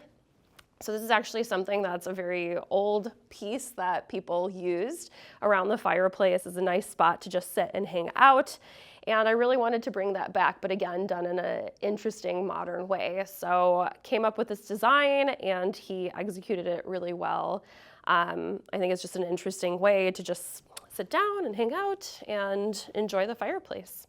And then the actual fabric on this as well is from Cravat, and it is a faux leather. So it's nice because again, it's performance, nothing can damage it. And I think it's just, again, brings some really beautiful softness to the space. So then that leads us to the other side of the room. Here you can see I didn't want to do too many seating areas, kind of how I said before. I wanted it to be kind of different. So this area kind of lent itself to being a built-in. So the cabinets I designed, I actually make my own cabinets directly with the Amish. So we did all the cabinetry that you see here. And here again, just bringing in a really pretty light white oak color. These are actually functional drawers underneath, which I think is nice because it provides a little bit more storage. And then bringing in this really beautiful mohair for the bench seating. And it's just a nice spot that you can look out the window and enjoy the grounds. The beautiful thing about this space, again, is it kind of gives you that penthouse feel that you are kind of in the trees, right? You see all the greenery around, and I think that it just adds a nice moment here. That brings us back to the stairs. So this actually was had doors leading into the other space, and I knew immediately that I wanted to remove them, so that really felt like this was a true continuation of the area. Redid the stairs, and again, this beautiful limestone that kind of mirrors and mimics what you see at the fireplace. And then that really brings us into what I'm calling the sunroom, which is a little bit more of a moodier vibe. We did so much light and bright airiness in the bedroom that I wanted this to be a little bit more of an interesting, cool space. So we changed up the floors in here and did some really pretty engineered hardwood floors. And then the idea here was let's do a seating area on one side and then reimagine the bar on the other side. So the other side was actually the biggest transformation, frankly. It used to only have a little cabinet here, and then there was a little kitchenette and laundry room. So I really wanted to increase the impact of the bar and like really make it a cool spot that, again, you know, my thought was like, how do you live in this space? In the daytime, you can hang out and have a coffee. In the evening, you can have a nice glass of wine or just come and relax and kind of stop the day and enjoy a little bit of a quiet moment. So the bar here, again, was really small to begin with. I had the idea of bringing in the curve again. So, you know, as we talked about before, there's like a few curved elements, and this was another area that I was really excited to do. So brought in this kind of peninsula, made it go all the way to the wall, and then ended up covering it in this really interesting holly hunt suede, which I think is really interesting and beautiful and adds a little bit more texture to the space, which I'm excited about. The stone, again, is a soapstone provided from Precision Stone. And again, doing two kind of interesting things here. So we have the soapstone on the top, which is really beautiful and textural and interesting. And then I added this really cool fluted stone detail on the bottom, which I'm gonna move these lovely bar stools. You can kind of get a close up, which brings in, again, another texture and interest to the space, and I think looks really cool.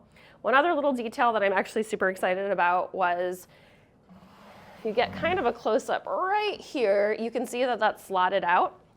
And that actually was a return vent that we had to keep. So it was a nice way to completely make it disappear, but still have it be a really functional detail. Then you can see, again, you know, I wanted to really make this space feel really large. The ceilings are a little bit lower in here, so bringing in this really pretty smoked glass detail helps, I think, increase the footprint of the space visually and brings in, again, that really cool green moment over here. Okay, so in the bar area, again, talking about this really pretty suede detail here on the wall, then that kind of leads itself to doing something a little more interesting on the wall. So I wanted to do a really pretty lime wash detail done in a matching color that matches my beautiful cabinets. All the paint here is Benjamin Moore. This paint color was Sparrow, and on the rest of the walls, it's Simply White, which is my go-to paint color for life. So coming in here, again, going back to Stephen, who was a really big and great collaborator in all of this design, Made up this, or I designed this piece here with Steven, and he made it for me, which again kind of brings in that cool bar detail, bringing in a spot to display your drinks, glasses, and here obviously we styled it really beautifully. Kimberly Swedelius is an amazing stylist and did all the styling in the area. So here again, just plenty of storage, really pretty handles from Hendel & Hendel, a British company, and really the idea is just storage for everyday glassware and plates and whatnot. Then if you come over here on the other side, I also partnered with Monogram. They graciously donated this really wonderful drink refrigerator and microwave. So again, this really is like a working kitchenette for the owners of the space. So refrigerator is super cute here. It's actually backlit, so it really kind of provides a nice little moment. Monogram is just a wonderful brand partner to work with, and we're gracious to donate all of this. So then that brings us into the little space over here, which was the laundry room, which we kept as a laundry room. So partnered with Roll here, provided this just really pretty simple, elegant pull down faucet. And then their brand of fire clay sinks here that again just blends in and is really pretty. And then you can see on the other side is a nice little folding station after, you have your washer dryer. So then now we're in the sitting room area. The sitting room is meant to just be a comfortable conversational zone. So I did 4 really pretty swivel chairs here, again, in a little bit more of a darker linen tone, with a really comfy ottoman in the middle. And I wanted to bring, again, multiple materials through the textures that I use and the fabrics that I use. So this is actually a real leather that you see here wrapped in this beautiful ottoman. Just a nice moment to sit back, put your feet up, hang out, and that's really what I wanted to do. And then the carpet is from Stark again. This is again a little bit more of an interesting carpet, and I was excited that I was able to use Stark in both spaces because it really showcases the work that they do, but really makes it all blend together really nicely.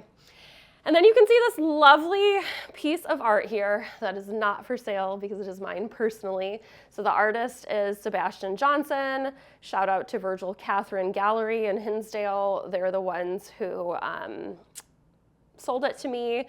So this is a wounded cuirassier from the battlefields of France in the 1800s. I really love his art, and I think it blended really nicely with the other art from Chelsea in the space. So I love the Impressionist art movement, and with everything that I've done here, I think that this encapsulates it really well, which is really pulling from the past, honoring history, but doing it in a really modern and fresh way. And I think that's kind of what Sebastian does here as well. He takes these really beautiful pieces of art from the past and reinvents them with his own eye. And that's really what I aim to do as well. In this space, it was, let's make this a really interesting space. Let's pay homage to, David Adler and Francis Elkins, who designed the space originally, but do it in a really modern and interesting way. So the inspiration for this room came from the Belgian interior design movement. It really focuses on neutrality and quality materials, so bringing in things that are found in nature, like natural stones, linens, etc. And that's really what I was excited to showcase here. So we didn't really use a lot of color in the design. I wanted it to be very neutral so that it's like a calm and beautiful space that you can come into. I really believe people are the color in a space, and so I really want that to stand out. Beyond that, the design really was a culmination of creating a design and having really good partners to help execute it. So as we'll talk through all the sources and all the people who help bring this vision come to life, it really is an ode to them and to our team. Thanks so much for stopping by Homeworthy. I hope you enjoyed the tour just as much as I did.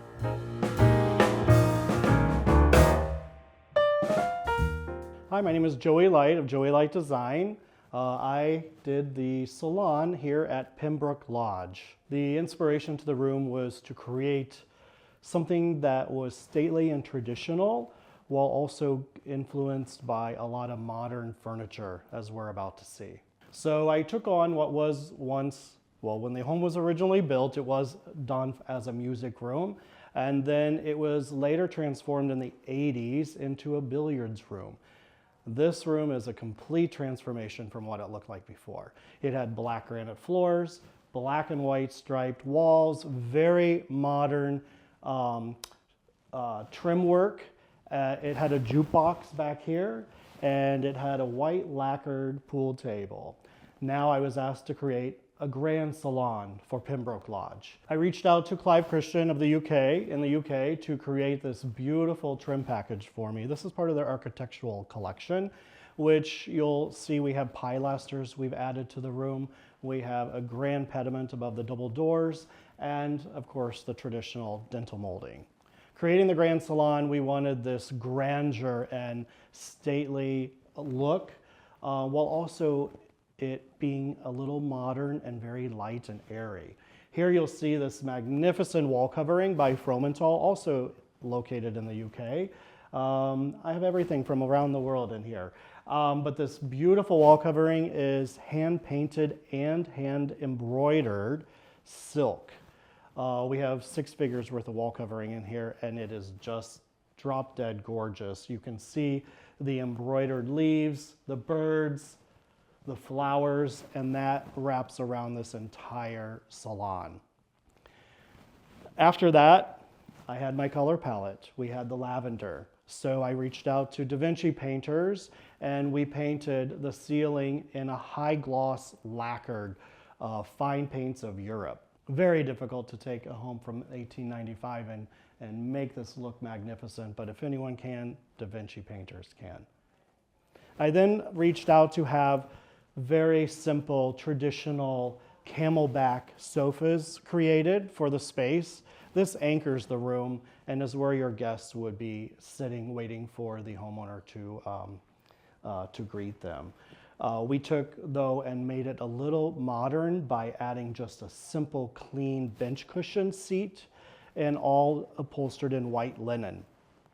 The draping of the skirt is something that I wanted it to feel more relaxed instead of so tailored, so that's why we did the skirting to drape on the floor. You have an amazing rug from Oscar Asparian. It is a vintage 100% silk rug. Again, it was very challenging to find something that would work with the wall covering, so that's why I went for a silk that can shade out lightly, and this is a light ushak pattern. As I mentioned before, I wanted to add a lot of modern elements to the space, so a lot of the tables in here you'll see do have that modern influence to them, such as this bronze Tom Faulkner table. This is also, his studio is located in the UK, and I love how it just really anchors the center of this room.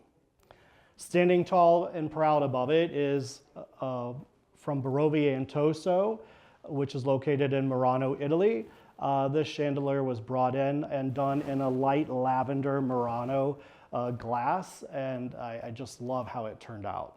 Behind me, you'll see a beautiful Clive Christian mantle. Again, Clive Christian is from the UK.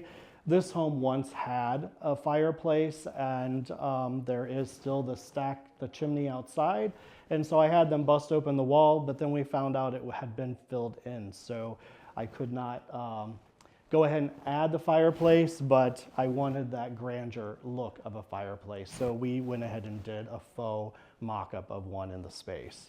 We have this beautiful table here, which has the brass rods. It spears through concrete tops, which I love how it just really stands proud, but also is very just kind of subdued and in the background. I have a couple of Corbin Fisher bronze tables as well. We have one here with the limestone top, and we have one right over here with the architectural base and the beautiful gold pear, which I just think is amazing. So on this side, you'll see that we did flank the space with the 2 sloped camelback sofas. The linen drapes, I wanted to pull the same linen as the sofas into the drapery and just have it very light and relaxed.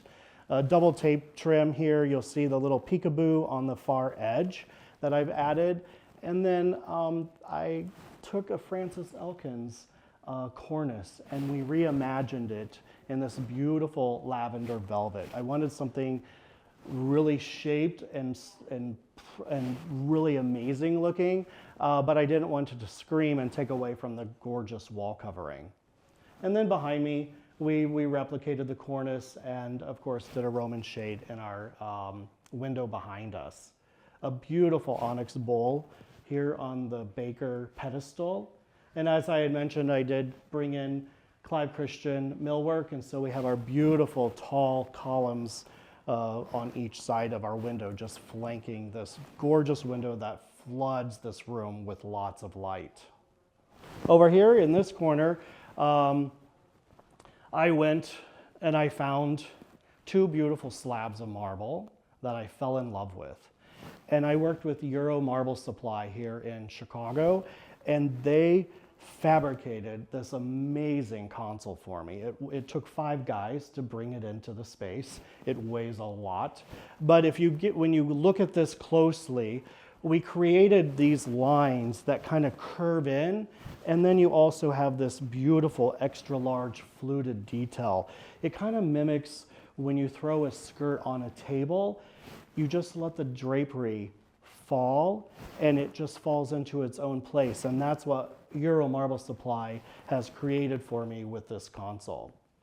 Of course, I love older art. I love old modern art, whether it be nudes or pencil sketches. So you'll see a lot of that hanging on the walls. Here is a Frances Chapin from 1935. This is a more modern nude that she did, and in an old antique frame. Standing above is a gorgeous antique mirror from Dennis and Lean. And then just a beautiful little architectural accessory here from Holly Hunt. As I mentioned, I wanted to create a very stately entrance. So we have pilasters with a grand pediment above. And then I took the double doors that were just painted black and we lacquered them in a Benjamin Moore color called Tropical Rose. And I just love how it came out because it pulls the pink tones out of the birds that's embroidered around the space. And then here in the corner, just a very cozy little corner for someone to sit. This is our Francis Elkins inspired banquette. And I just love how the shape of this just really creates a very soft environment for one to sit over here and wait for the homeowner to greet them. And then of course in front of it is our spectacles table. This is from Holly Hunt, and this is one of my favorite tables at the Design Center here in Chicago. And then back to the banquette, I wanted to point out it is all done in a Holland & Sherry wool, and it's just very soft looking. And then we had this applique added, also from Holland & Sherry, and it just really, I think, set the tone for this banquette. Thank you, Homeworthy, for stopping by, and can't wait to see you again.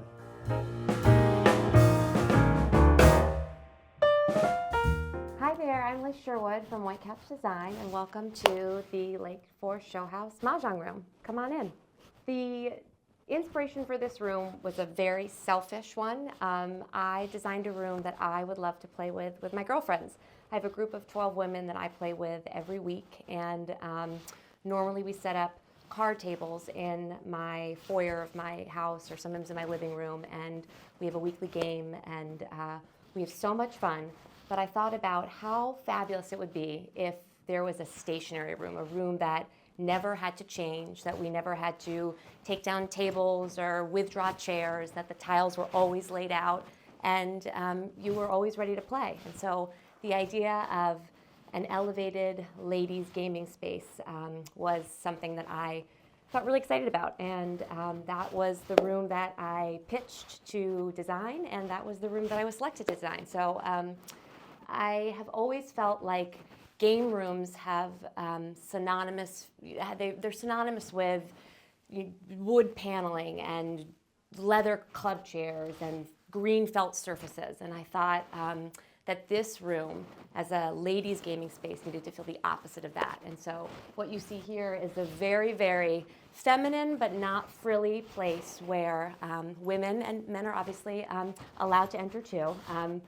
where women can gather and socialize, strategize, play, enjoy each other's company, and never ever have to pack their tiles away. The whole design of the room stemmed from this fabulous wallpaper that I found from House of Harris, which is a small designer sister-owned fabric and wallpaper house out of South Carolina. And it's the most amazing grass cloth with these beautiful colors. There's kind of like a petal pink, there's, I'm calling it a Kermit green, and then there's these amazing pops of navy, but with a violet undertone. And I loved this paper. It's fabulous online. It's really like a wow in person. So I wish you were able to see it in person because it has such depth, and the colors are they're really, really, they're soft, but they're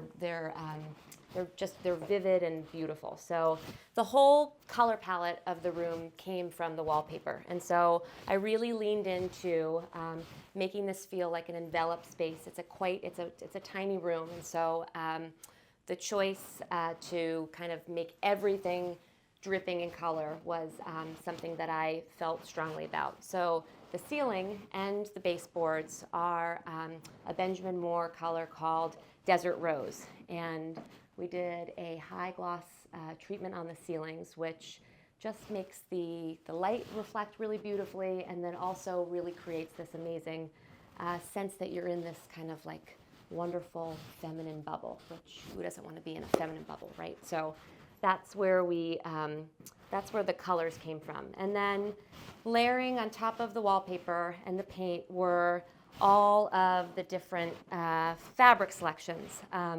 So there were two main pieces that I custom made for the room. We did custom pieces because the room again is a small space, and we wanted it to feel like the gaming area was a center focus, but that also there was a place for people to view the game, drink little glasses of champagne and coupes, and observe if they weren't actively playing.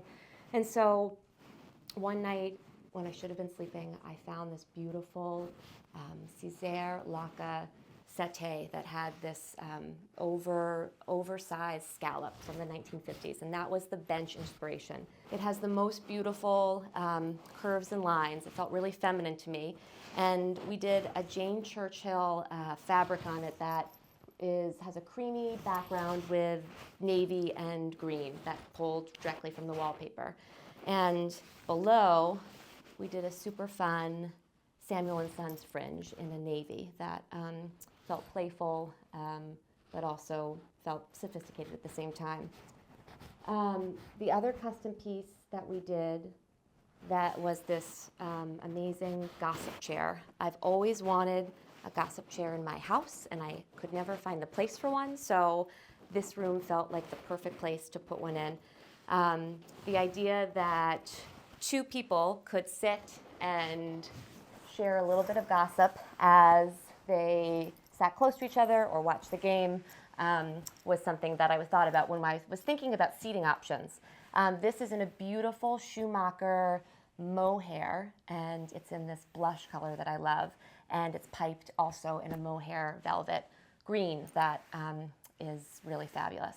The pillows are the French House Noblesse, and they're also piped in the same Schumacher velvet, and it's just perfectly proportioned to the room, and I think it's inviting, it's cozy, you have close proximity to the table, but you don't necessarily have to be in the game to be able to enjoy the experience. The other seating that we have are these truly amazing vintage chairs. These are from the designer Rene Proulx, and he was his largest collection of work was in the 1930s, and these chairs are iron and they're painted, and we paired them with this Pierre Frey fabric that looks a little bit like lightning bolts with a deep navy. And I love the idea of combining these old French chairs with new French fabric to create this really beautiful game chair moment. These also remind me a little bit of Francis Elkin's loop chair, which felt very full circle to have a nod to the designer who obviously was the first one who designed Pembroke Lodge, which is where the show house is. So these chairs feel really special, and I love how they turned out. The thing that eluded me the most in the room, haunted me, made me lose sleep, was this actual game chair. I trolled the internet, I trolled the streets of Chicago, I trolled everywhere. I could not find the perfect game table. And after everything was already in process and workrooms were working and curtains were being made, I still hadn't found the game table, which was stressful. So I don't know how I found it, but there was one night maybe on Instagram when I should have been sleeping, I found this amazing workroom called Two World Arts in Brooklyn. And they're this incredible vintage furniture restorer, and then they also make custom furniture. And they were so amazing to work with. And this is a custom piece that was painted also in the Benjamin Moore paint color Desert Rose. And it has an octagonal base, and it has a rattan finish, and it's lacquered so that it is wipeable. So if you have clumsy elbows, you spill your champagne, it can be easily wiped up. So this to me felt like a really, really special piece, and kind of the final elusive piece that I was trying to figure out in the space. The other large component in the room is this really beautiful lacquered console I found through a Chicago company called Magnade, and they're a wonderful husband and wife owned company down in Chicago, and they collect vintage pieces and then they refurbish them. And so we painted this in a Ferro and Ball stiff key blue, and it has the original handles on it, but I loved the paneling on the doors, and I felt like it was a workhorse piece. It has tons of storage. You can hide your shufflers, you can hide your extra nuts, and it's all there. And we thought this was a great grounding piece. On the console was another amazing find. This felt like a real, just like when you win something really great, this felt like a huge lottery ticket win. These are these amazing vintage Murano lamps that we did in a custom lampshade. It's a silk pleated lampshade, and the fabric is by Rose Cummings. And they're really tall, but they're still delicate looking. And I saw them and I knew immediately that they needed to be in this room. And I particularly like how they pop in contrast against the navy console.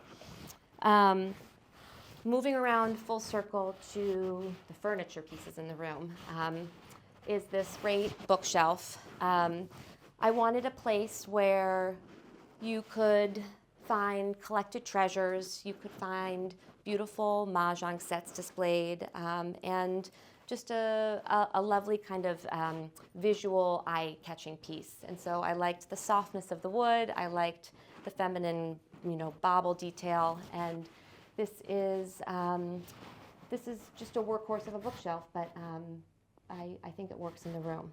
So let me take you now into some details. The art pieces were so exciting. The first one is a Nick Millet photograph. He's an amazing photographer who does these incredibly vivid, playful pieces, and I love this image. All the art in the room feels like it's capturing women in different states of repose, and so I like the lampshade on the head. I love the navy background pops. This piece here over the settee is amazing, and it's so good. It's by an artist named Sig Harvey. She's a photographer, and she's had work all over in many different galleries and museums, and she's incredibly talented. This was from a 2007 Kate Spade photo shoot that she did, and it was never put to print other than commercially for Kate Spade. And so the art advisor who I worked with contacted Sig after I saw this image, and Sig graciously offered to reprint it out of her archives. And so it's here in the show house. It's a really wonderful, vivid photo of ladies who are together, lounging, collectively. The other piece I have here is really special and cool from another artist named Sandra. I'll have to remember her last name. She does a lot of photography in water and loves the water play and the light reflecting. And so she has a series of amazingly dressed women, all in various with various objects in water, which I love this piece. And this is from a great source, especially if you are looking to find more art in your life.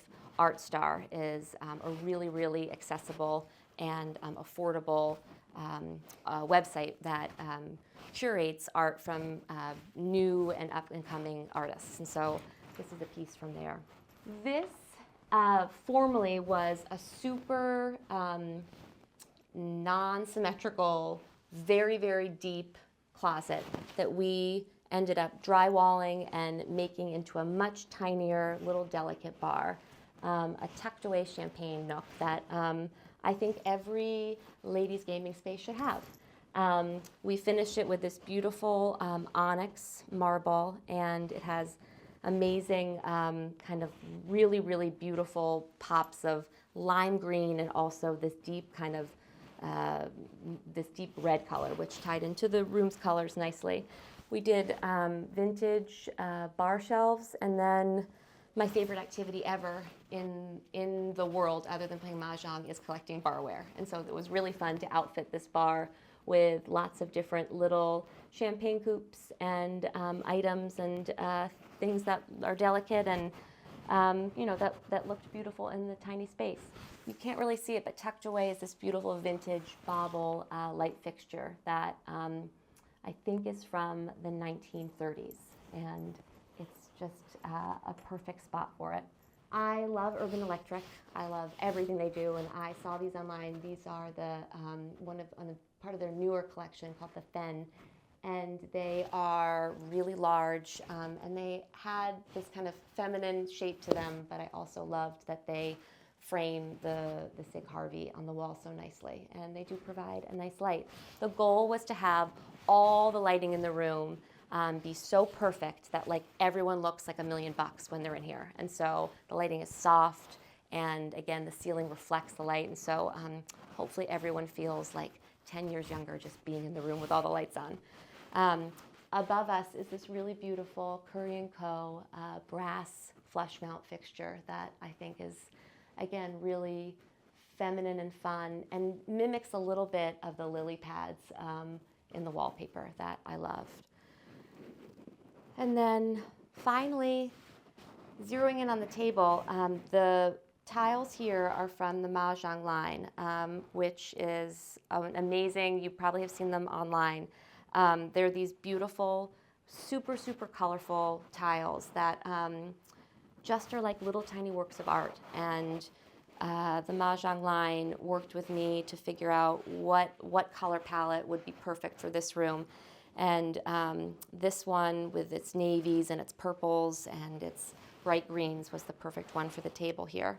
Below the Mahjong tiles and the racks is this custom-made mat that an amazing artist, Tigre de Tartan, out of the North Shore of Chicago, created in collaboration with White Couch Design. And so this is the collaboration, the Lake Forest Showhouse Mahjong mat. It's a leather-based mat, it's wipeable, and it's, again, all the colors of the Mahjong room. and it's really special. It's cut for a round, but it could also be a square, which is a more classic style game table. And then finally, these little dishes here are special to me. My great-grandmother and my grandmother both played mahjong, and the story in my family is that in the 1940s, my great-grandmother had a weekly game with her lady friends, and she would serve fried chicken and mashed potatoes and coconut pie every week to this group of women, and they never left the house. I mean, they really had a ball. And then that was in the 1940s, and she used, again, these dishes and these little tiny cocktail napkins to hold glasses. And then in the 1970s, 60s and 70s, my grandmother also ran a mahjong group out of her home and used the same dishes, but again, it was a different era. It was she was serving diet candies and diet soda, but still the same nut bowls. So I love that these bowls are a little piece of my family history and the women in my family's shared love of mahjong, which is obviously a generational game, which I think is pretty special. Thanks so much for stopping by, Homeworthy, and I'll see you all at my own house at the end of the summer. Thanks so much.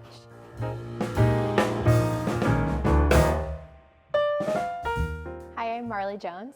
And I'm Michael Cruiser with Rebel House Interior Design. This is the reception room. This room was designed to be the central place that connected all the other rooms in the house.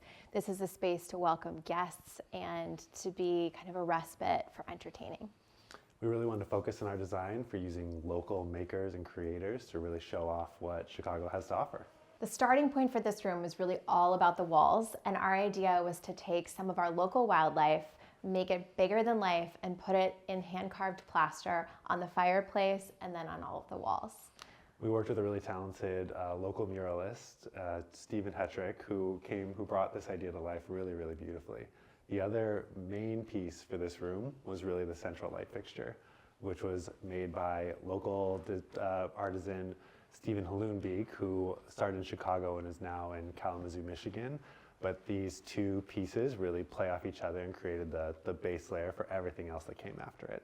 There are a few pieces in this space that we wanted to put some extra bespoke touches on, so we made custom sofas. These were done with a swooped back, some beautiful brush fringe, and they're mirror images of each other, so they really kind of break the landscape of the room up into two distinct areas. On this side, we tried to go with something that felt a little bit more formal, a little bit more light, and really highlighted the fireplace. So our coffee table is this really beautiful textured Venetian glass, and we wanted it to be something that you could look through and admire the antique rug below, and then also be something that would kind of reflect a little bit of the light in the space. We paired that with these two chairs. This wingback chair is vintage, that's recovered in a really beautiful brown mohair. Next to it is another piece by Stephen Hallounbeek in the same resin-bonded sand material, which is actually from his background in bronze casting. It's something used to make the molds for cast bronze, and he found a way to repurpose a material that's often just discarded into these really, really beautiful sculptural forms. And then lastly, we have this really beautiful sculptural chair that we reupholstered in a date armoire fabric that adds just a little bit of shine, a little bit of interest in to hold its own as kind of a singular piece there. We wanted to accent this side with a special cast bronze piece by Refractory. This table has this waterfall design and this beautiful carved detail. And then above it, we highlighted this textile artist that uses paint on silk. Yeah, it's a really cool that she actually, they're meant to evoke Icelandic landscapes where she's from, but she's Cleveland based now. So again, a Midwest talent here that she paints on the silk itself and then weaves it to create the landscape, which we really love. And again, plays into the whole biophilic design in this room. Everything's very natural and speaking to nature. One more thing about this console before we move on, I think it's about 350 pounds. So it was a heavy guy to move in here. Getting it into this spot was not an easy thing. But even as you're going through with the camera as well, I think you'll pick up on some of the texture in the walls. There's So the carving itself is plaster, but then it's covered in a lime wash, which gives it a nice, the goal was like a verdigris, some nice texture in that space. And then we finished the sconces in the same, so you'd get those dots of light, but there wouldn't be the competition of differing materials in that space as well. This room was really about color washing and enveloping you into this feeling of this verdigris color.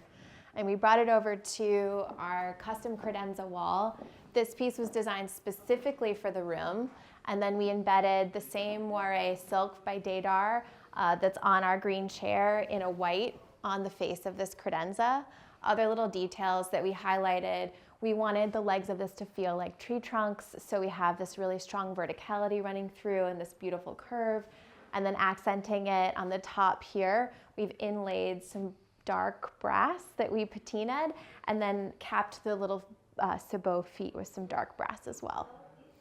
It's just a really, even when you come into the top, there's a really beautiful like marquetry inlay detail around the sides. So it's taking these classic traditional details and methods and just modernizing them in a way that we really wanted to connect to this historic property. So even though we have a more modern take on design, we didn't want to leave behind the craft and the details that make a home like this so incredibly special. One of the things we really love to do at Rebel House is to focus on areas that we can have a lot of impact by bringing in some custom pieces and custom makers. So we spend a lot of time having relationships built with local artisans that can help bring our design dreams to life. And another example of that is this custom travertine table.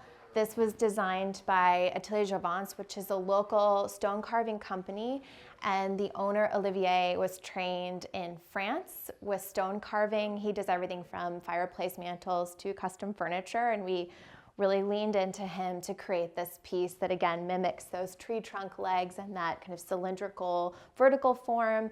And then we did this unfilled kind of pitted travertine to bring a more natural element into the space. Yeah, I love how that texture is added in, and really like everything is kind of retains its natural feel, whether it's the walnut, which really is meant to be pretty close to just pure walnut, the unfilled travertine. The silk, we really focused on trying to highlight as many natural materials as possible. And to bookend that, we ended the space with this, what we call the Pebble Ottoman series. These are all different pieces that nest together in unique ways. We designed this in-house, so we had these kind of organic walnut side tables made, and this can be rearranged into different configurations, broken apart. We wanted it to feel like something where when you come in here to have a party, you can nest on these, they can move around, and it really allows for a social gathering space to become intimate or larger. Again, something we love to do just as a group is spend that time in the space plan and think about like how to make a room function the best for what it's intended to do. And we had played with a few different things here. Could it be a solid day bed? Could it be a two-sided seat? But ultimately, you're coming into this space, and we didn't want there to be something too heavy.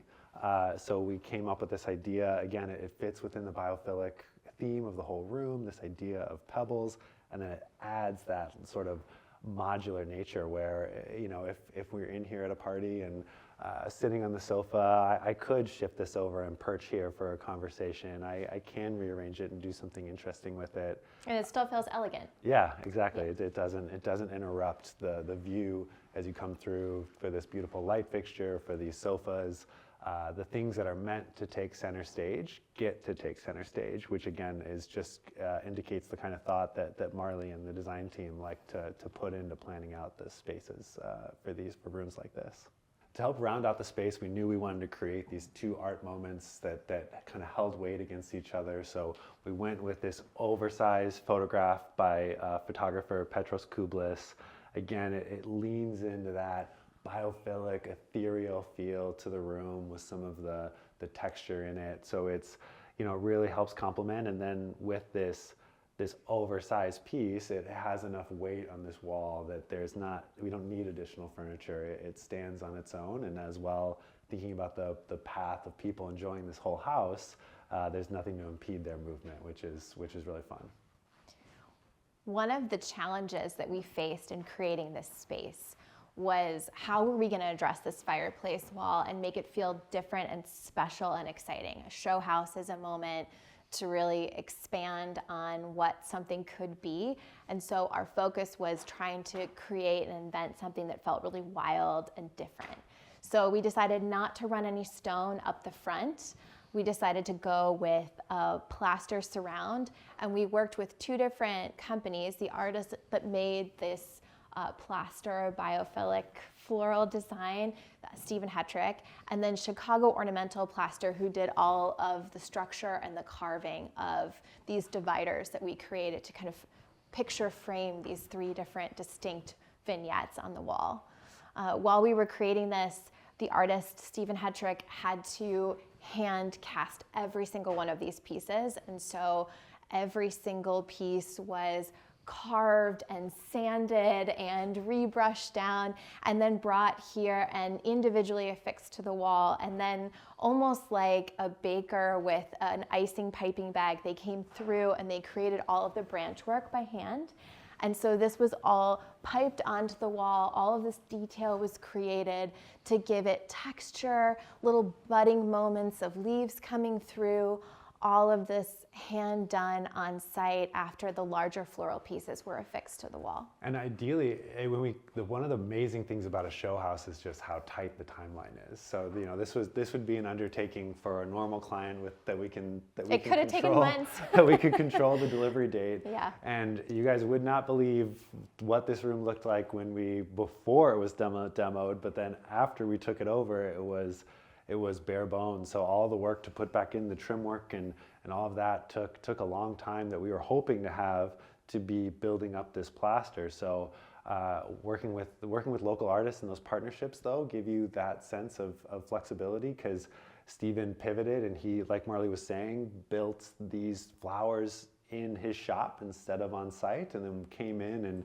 and puzzle pieced it on. He had one large templates of this fireplace in his studio to create exactly this and put it on, and that's that kind of problem solving and pivoting that you have to go through on any project, but especially when you have a hard deadline for a show house. Yes. That it's got to be beautiful and ready for the people to come and enjoy. So figuring out how to pivot on the plan of how to do that was a challenge, but ultimately the result was stunning, so we couldn't be more thrilled. Thank you so much for stopping by Homeworthy. It was a pleasure to take you on this tour with us of our reception room. We'll see you next time.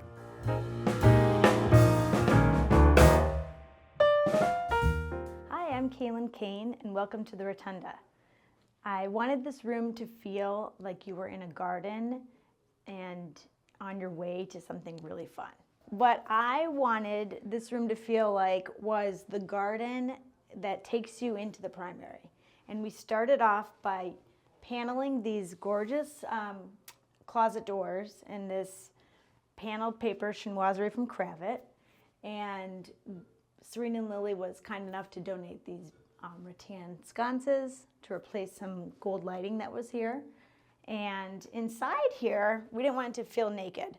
So my friend Mallory from Together Design and I,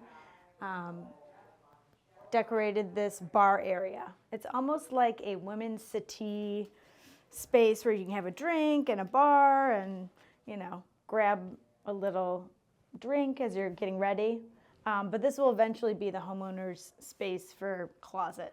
So I'm sure they'll build it out with something pretty. But this worked for what we wanted to achieve right now. And then on the floor, the lines kind of drive you to the back of the space. It's Missoni carpet, donated by Stark. I loved the color and the texture. I think it works really well with the paper. And then this French settee is a round, almost hotel settee that we did. We upholstered this in Cravat, Tepaloy. I can't think of the word. But it pairs really well with this huge chandelier, also from Serena and Lily. And then this tinted ceiling that takes your eye up with the stripes and a little bit of the red tape. And then Fermoy was nice enough to donate these beautiful shades that are on some pookie sconces We needed a really small projection of a sconce, and I think they turned out perfect. As soon as I saw this round room, I knew I wanted a tented ceiling. I had no idea what that was going to entail or how we were going to achieve it, but I really loved a scallop detail, and this pinstripe by Pindler is one of my all-time go-tos. I use it to line a lot of drapery in my residential projects. So we just bought a ton of it, and we decided to tent this ceiling. And it's actually held together on a strip that I didn't know exist that curves, and then you pinch all the fabric into it, and it worked really well. But it was a challenge to get my drapery workroom to agree to make this tent. So big shout out to Utopia Workroom in Chicago for making this dream come true. I think the scallop detail is a perfect edge on top of this dental molding that was already here from the original design. And then we just painted basically all of the trim work, a color to match setting plaster by Farrell and Ball. And then we just put in a few sconces, because with the round room, you really can't hang much on the walls unless it was a small item. Otherwise, you have a gap. So knowing that we couldn't hang many things on the wall, we had to come up with a different kind of solution. And I think the mural speaks for itself, so just a little touch with a scalloped bracket. So as you can tell, we have 3 different sources of light in this space, and it was really important to me to get a lot of light in the space without seeming too office-like. There's no natural light, which poses to be a problem at sometimes, but I actually went through 4 different light bulbs of LED lights to find these small torchère light bulbs that would work. It would cast like an ambient light, and I think it really worked out well. They're warm, but these are a bit cooler, so the difference between the two kind of gets us where we need to be without feeling too cold or static. Inside this closet, you'll find this shelf and these beautiful lucite poles that we used to accentuate these brackets that the homeowner wanted lucite to hang all of their clothes on. And Bryn Mawr was nice enough to donate these beautiful poles, and I think they're the perfect touch for a nice coat closet like this. The inside, we painted a flat green that I think pairs well with the pink on the high gloss molding. And it just adds a little touch as opposed to being a white closet or something boring. Well, Homeworthy, thanks so much for stopping by. I'll see you again this summer when you come to my house for a visit.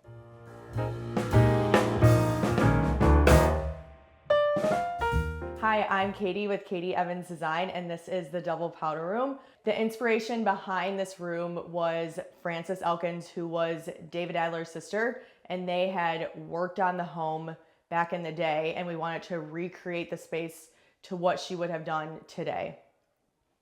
We chose this mural, which is something that you would see in her designs, and we also designed this millwork that is you can often find that in a David Adler home. And we created a makeup nook for when you're getting ready after the bathroom to come spruce up here. This millwork that we designed here is the makeup nook. We designed these niches to hold little objects, and we did a skirted makeup vanity with this moire fabric that is from Tebow, along with a little makeup vanity chair that is also from Tebow. And we figured after when you come out from using the bathroom, you can come here, sit, do your makeup, grab a cigarette. And often in Frances's designs, you would see antique mirror. So we did this fun antique mirror wallpaper with these Galerie des Lamps sconces that are like, it's hard to tell, but they're in a kind of a yellow to match what the background is of the wallpaper. We found this cool antique mirror from France, which you would have totally seen in some of her designs, and along with all the little collections like the shell boxes. We are in his powder room. On the walls, we have a grass cloth that is from Tebow. We have a vanity here that's in a dark oak finish, and it is from Vanity & Co. We have a green marble countertop with these beautiful crystal handles from Waterworks. An antique mirror with this cool like antique candelabra thing going on. We also thought it would be fun to do black toilet seats in this space. And we have this beautiful crystal chandelier from Visual Comfort with a beautiful nude lady for the men's viewing, provided by Richard Norton Galleries. Then coming into this space, this is her powder room. We wanted to create 2 spaces that still felt cohesive and playing off this beautiful mural and not taking away from it. So we actually put the blue in the ladies, and we made the vanity more feminine by doing a different mesh and doing the fabric behind it. We kept the vanities the same countertop along with this beautiful Waterworks faucet. Again, we have the antique mirror and the candelabra behind the toilet, and we did the black toilet. And in here, we have our fun naked guy right there. As you leave his and her powder rooms, you come back out into the makeup vanity area. And then I'm gonna bring you guys around over here. This is kind of like the ante room. So while the ladies were sprucing and the husbands or gentlemen might be waiting for them, you could take a seat on this bench. We have this bench with Thibaut fabric, and David Iatesta is who the bench is by. We have a bottle of champagne while you sit and wait. We did these collection of beautiful nudes from Richard Norton. We lacquered the ceiling in this space, and we've got this very cool light fixture that is plaster, and Frances Elkins was known for like her beautiful plaster work where she created lighting, beautiful moldings. So we wanted to just add those type of elements back into the space to honor what she has done in the past. When we selected this room, we had a blank slate, so we got to determine the layout, and we basically started from the ground up with the space. This house does have homeowners, and the homeowners requested that we do have 2 powder rooms, which is kind of different. You typically don't see like side by side his and her powder rooms. So that was a little challenging in trying to get everything to work out. They also added an elevator, which was challenging, and that is really what dictated this layout of this space.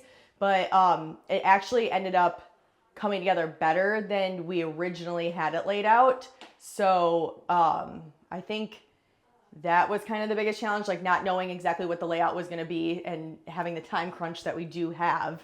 But ultimately, the layout actually ended up working out better. And this whole, because I really, really wanted to be able to create this like millwork look right here. And it thankfully did end up working out with the elevator being over here and the 2 bathrooms being back there. And that's why her bathroom is slightly bigger than his. That was just, dictated by the elevator shaft. My favorite part of the room is, well, I love the mural. I think the mural is really, you go to show houses, of course, you see a ton of murals, but I feel like it's a little more unexpected because of the colors. And so I love the way that this turned out. And I love the lacquered ceiling, and I love the way this whole like millwork makeup nook situation ended up working out. I think it's really different, and I think people are really gonna like it. Well, Homeworthy, it's been great having you. Thanks for stopping by. We'll see you later.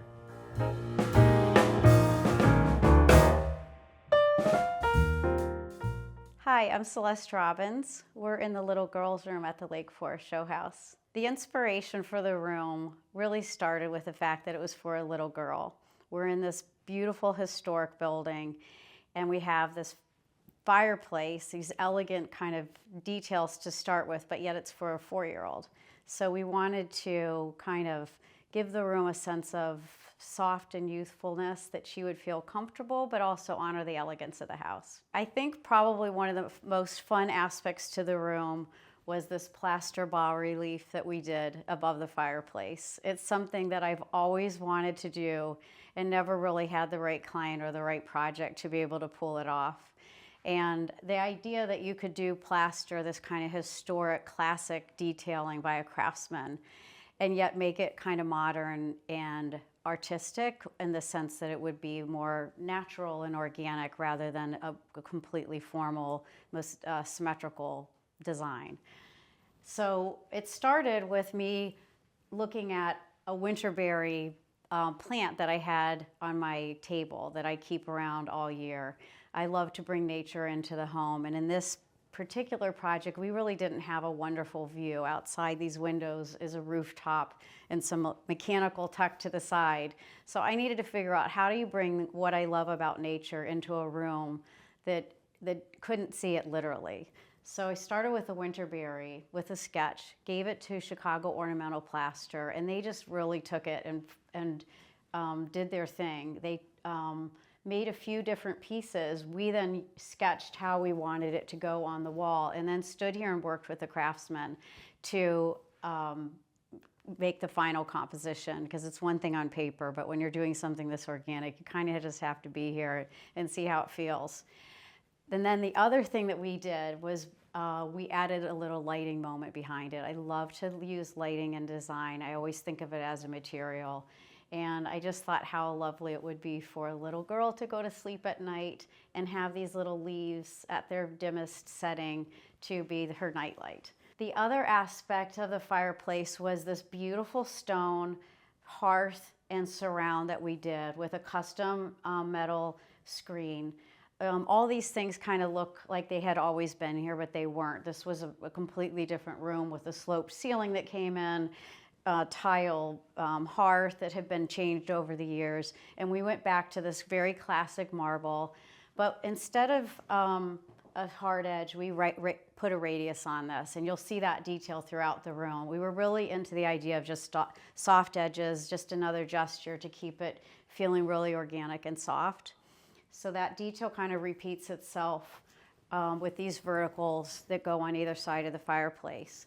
And then the symmetry of the room is around this fireplace. We have this one door to the ensuite bathroom, and then we have the bench seat over on the other side.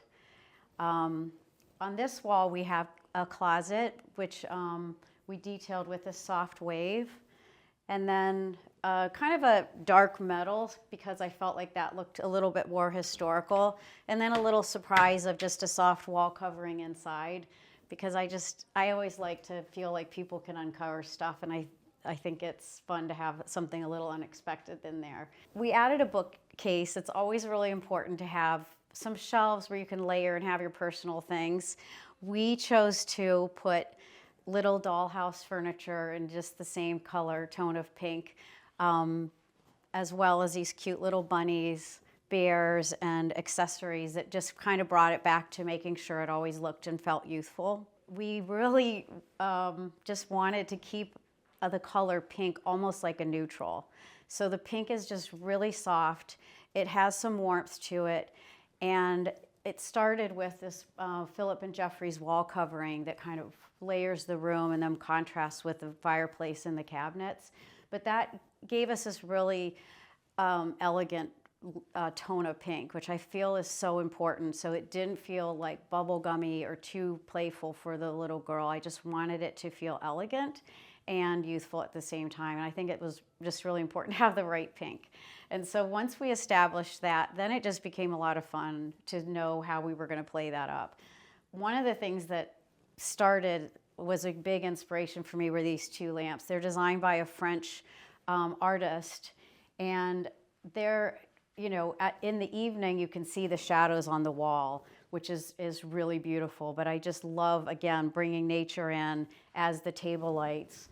So that kind of set up this organic gesture, but then it's again contradicted with this beautiful trim that has embroidered flowers that layer up the side with this soft wave that is kind of our theme. And these little pillows, are Chelsea Textiles. What I love about them is that they look like kind of a pillow shape. For me, it feels like something that would have been at my grandma's house, and yet we put it in this modern context. And I think that's what kind of appeals to me, is to constantly have this mix of things and never getting kind of stuck in any particular style. So we put a bolster behind. We made this linen bed covering. I find bed coverings to be a little bit challenging to find just the right thing, so we usually do it custom. And then this fabric we made a throw at the end, which is called the nest fabric, which you can see, and I think it has this Japanese quality that I think, again, was kind of a fabric that I'd always wanted to use, and that's the beauty of doing a show house. One thing that I think is pretty cute is we custom made this bench, and it again has a beautiful pink fabric, but this light wood, and you can see a detail at the bottom of it. And that's just a carve out for a little, I think it's fun to kind of discover these little gestures, and I think about a little girl playing on the floor and how we're bringing the scale down to that level and kind of letting, giving that sort of human quality to a furniture piece that is the scale for a child. This corner here is so magical because of the Murano glass fixtures, which I found on First Dibs. They're so beautiful. I mean, sometimes you just find something and it just nails it. And with this room, wanting to bring nature and this beautiful crystal, so we added this pink chair. It's an Otto Schultz vintage chair that was recovered with fabric from Alt living in New York. And these little kind of kids' gestures. And then again, bringing back in this organic table. So if you think about it, we've got this like elegant embroidered detail on the bed, which seems very formal, and then we've got these organic table lamps, and then we add this organic wood stump here. So it's kind of constantly mixing up and bringing these different textures through the room. So this little nook, one of the things we tend to do, we lean more modern with our designs. And one of the things that I always try to do is give different places to have different experiences within a room. So even though we were only given one room, I like to create different places where you can hang out. And this window was the perfect place to do that because it was already architecturally set back. So it was natural to bring in a little bench seat with some pillows and the drapery. The lighting fixture here is by Boyd Lighting. We had this idea of making this fixture to hold some art. We called Boyd to see about this light fixture, and they said, we can make this whole structure for you. And it's actually on their boards to be released for a product that they're going to be featuring, which is, I feel like could go anywhere, like probably any room in this show house, because it could be in a really traditional room or a really modern room. But I just think it really adds to this layer of this whole drapery moment and corner bench seat. This table here is another custom element. You can tell, I guess I say custom a lot because I love to, just make what it is that I have in my head rather than spending forever searching for it. And in this case, I wanted it to feel like a little flower petal. And so these scallops kind of fall around and then come up with the fluting at the bottom. And then we just painted that again to kind of bring in different textures. We already had the wood, so I felt like painted was the right thing here. And it's a bistro height so that you could use it for, sitting and having a drink when you're in the bench seat. So we have this symmetrical element, the bench seat on one side and the bathroom here. I really didn't want to have just a traditional door that would be in your way. It was a narrow opening to begin with. So we did embrasure doors, which just close off the space. And so it's just a nice way to make privacy when you need it, but for a bedroom, you don't always need a door. So that tucks away nicely. So we made this stone vanity using kind of a more traditional shape, I guess, for the backsplash and a waterworks fixture. We wanted to have an unlacquered brass, so we soaked that a little bit to give it a little bit of age, which Actually not soaked, it's a little treatment we did. And then this is from Urban Electric, which again, we just brought that flower into the room to give it that kind of whimsy. And then this incredibly pretty shower door that we had made, which is bronze with fluted glass. So that, just kind of picking up these metals. Well, Homeworthy, it's great to have you. I'll see you next time.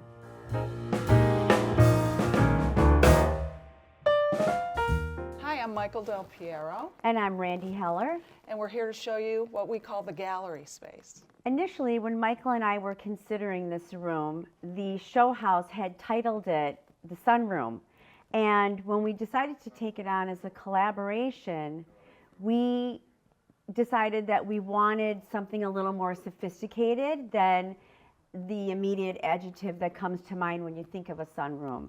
So we renamed it the gallery and wanted to introduce a sophisticated area where one could lounge after the end of the day and have a cup of coffee or a glass of wine, enjoy the beautiful outdoors, have the opportunity to use it as an entertaining space, and create some artistic pieces in the room as well. So this is just a simple sitting area in our space. If you were having a glass of wine or a cup of coffee, you can view the art in the room, and you can also see the beautiful landscape outside. This piece is what we're calling a shop counter, but it's a secret. Beneath it is a standing bar that we were unable to have moved. So we built a reclaimed wood box and covered the bar. We think it's genius. We have beautiful flowers and green throughout the space by a company called Welly House. We think she's an incredible genius, and she does floral installation and beautiful flowers for us. And one of the other things that we really focused on for the space is to introduce some new makers that have, been in business for years or are emerging. And we tried bringing in pieces of art to create a type of art gallery and mix up the styles a little bit. So we wanted it to have this very relaxed, organic feel, but there were little parts of the space where we wanted to add a little bit of glamour too. So we have an artist out of New York. His name is Joshua Vogel, and he does a lot of wood sculpture on stone pedestals. And we mixed Joshua's pieces with something a little more what we would call glamorous, which is a bronze piece of glass that's also been finished in a silver leaf patina, so to speak. And because we like to collect art, and we like to have a sort of a global slant to our room, this piece is by an artist in the Netherlands. He's French. His name is Thomas Youngens, and it's a beautiful bronze sculpture. One thing to note, this room is very long and narrow, which is completely challenging. So Randy and I thought we needed to fill the space, but not block space. So in the center of the room, we have modular pieces on which you can sit and view anything outdoors. You can sit and view the other conversational areas.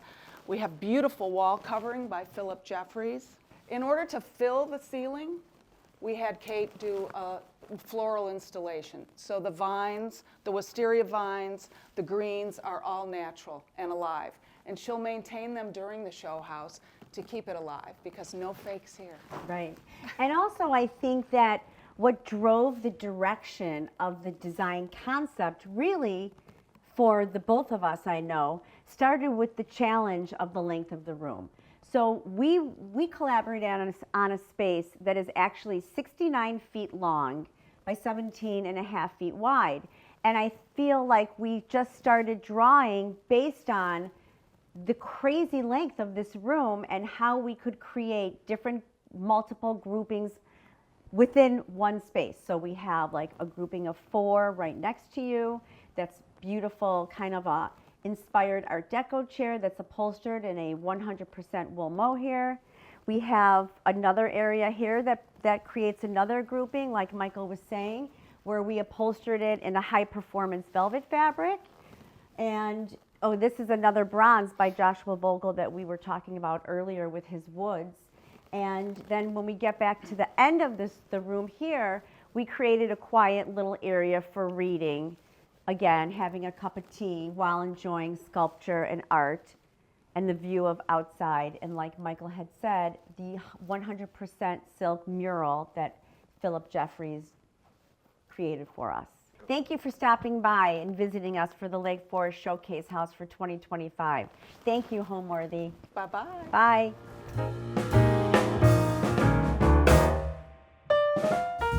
Hi, my name's Shannon Mitchell, and I'm with JMR Landscaping, and this is our garden for the Infant Welfare Show House. So the inspiration of the garden was, I always like to tell a story with my landscapes. This one in particular was really set up nicely because of the formality of the space already. My inspiration came from kind of Louis XIV's masquerade events in Versailles. And so the formality of this space kind of lends itself to that, and I will be able to show you around in some of the highlights of this garden. One of the features of our garden are the arbors. They're metal, and we partnered with D5 Metalworks, and they built these arbors. We also partnered with Nightlight, and they helped us with the lighting of the garden. And as you can see, this really kind of frames the view to the rest of the garden space. This used to all be boxwood in through here, so the garden never really was able to kind of bring you in. You kind of walked around the garden, and now it's got a kind of a grand entry that kind of pulls you into the garden, which is what I wanted. We've got a nice checkerboard pattern here with our paving, bluestone chip, pea gravel. This was all built by JMR. And we've got nice Versailles boxes, the blue Versailles boxes with the French blue. Again, kind of lending itself to the Versailles boxes that you would see in the orangery at Versailles. Off to the sides, we've got blue hydrangea. And these are kind of the sentinels of the garden, are the tall junipers, and they kind of anchor the garden space at the front entrance. Sparkling Sprite crab apples in the Versailles boxes, white roses on the arbors. And then as you come in through here, you see these nice beech trees. They kind of create the transition to the next room, again, which this garden didn't really have at the onset. So the beech trees allow the front room to happen, and then also kind of create the next room that you enter. We've got lavender, again, French lavender, kind of something that you would always see in a French garden, and then the hydrangea beyond. Now, as you can see in our pots here, we've got kind of candelabras, and again, I wanted to make this garden fun for the show house. One of the things that kind of creates that whimsical feel are the candelabras, and again, you would have seen those maybe at the Versailles events back in King Louis's time. And the fruit also, the gold fruit in the planters as well, just something fun for everyone to look at. Our color theme was kind of pink, purple, and white, again, kind of royal colors. So we've got lots of tulips, about 310 trays roughly of tulips. That's 6 tulip plants per tray. So those are all going to be in nice bloom in the spiral topiary, again, that you would have seen in Versailles. We've got 2 floating planters in the reflecting pool that have King Louis XIV's crown. Again, kind of bringing in that theme to the planters and the garden itself. Another aspect of the garden, we had to work with some of the sculpture that was here. So again, I thought, how could we relate to the masquerade events, and obviously getting some masquerade masks into the garden mix would be fun for everyone. So you'll see those as we come up to the next part of the garden here. So this area all used to kind of be sod and boxwoods. So we removed the interior boxwoods from these hedges and added some Versailles boxes with a bald juniper on both sides, and that really kind of frames the structure beyond me. Added a swing. There used to be just like a planter inside, so we added the swing set. Again, a little bit reminiscent of a throne area for the king, so having that back there with the French blue and kind of ties it all together. And then the masquerade masks on the side here just kind of floating in the wind, and I thought that would just be something whimsical for people to enjoy at the garden. We also planted the arborvitae on the backside, again giving us kind of an evergreen backdrop and basically stopping the view. So we've created this extension of the garden to this point, and then having that as a backdrop for the rest of the season. So one of the challenges that we had are the heights of these boxwood now. Because of the boxwood heights, you know, like where the tulips are and where the hydrangea are, if we would have planted those at soil surface, you wouldn't have seen any color. So when you go back through, you can notice that all the tulips and everything are planted on platforms, plywood platforms, and also the hydrangea are on platforms. So that allowed us to lift everything up. Building the platforms was not easy, but it allows us now to have the color up where you can see it as you walk by. We partnered with Ed Deegan on our space, and they brought in a lot of the furniture that you see here. Another one of our partners was JM Irrigation. They did all the irrigation for us. Well, Homeworthy, it's been great having you. Thanks for stopping by. I've enjoyed showing you our garden. Thanks for watching. Be sure to go to homeworthy.com for exclusive content, shopping guides, and so much more.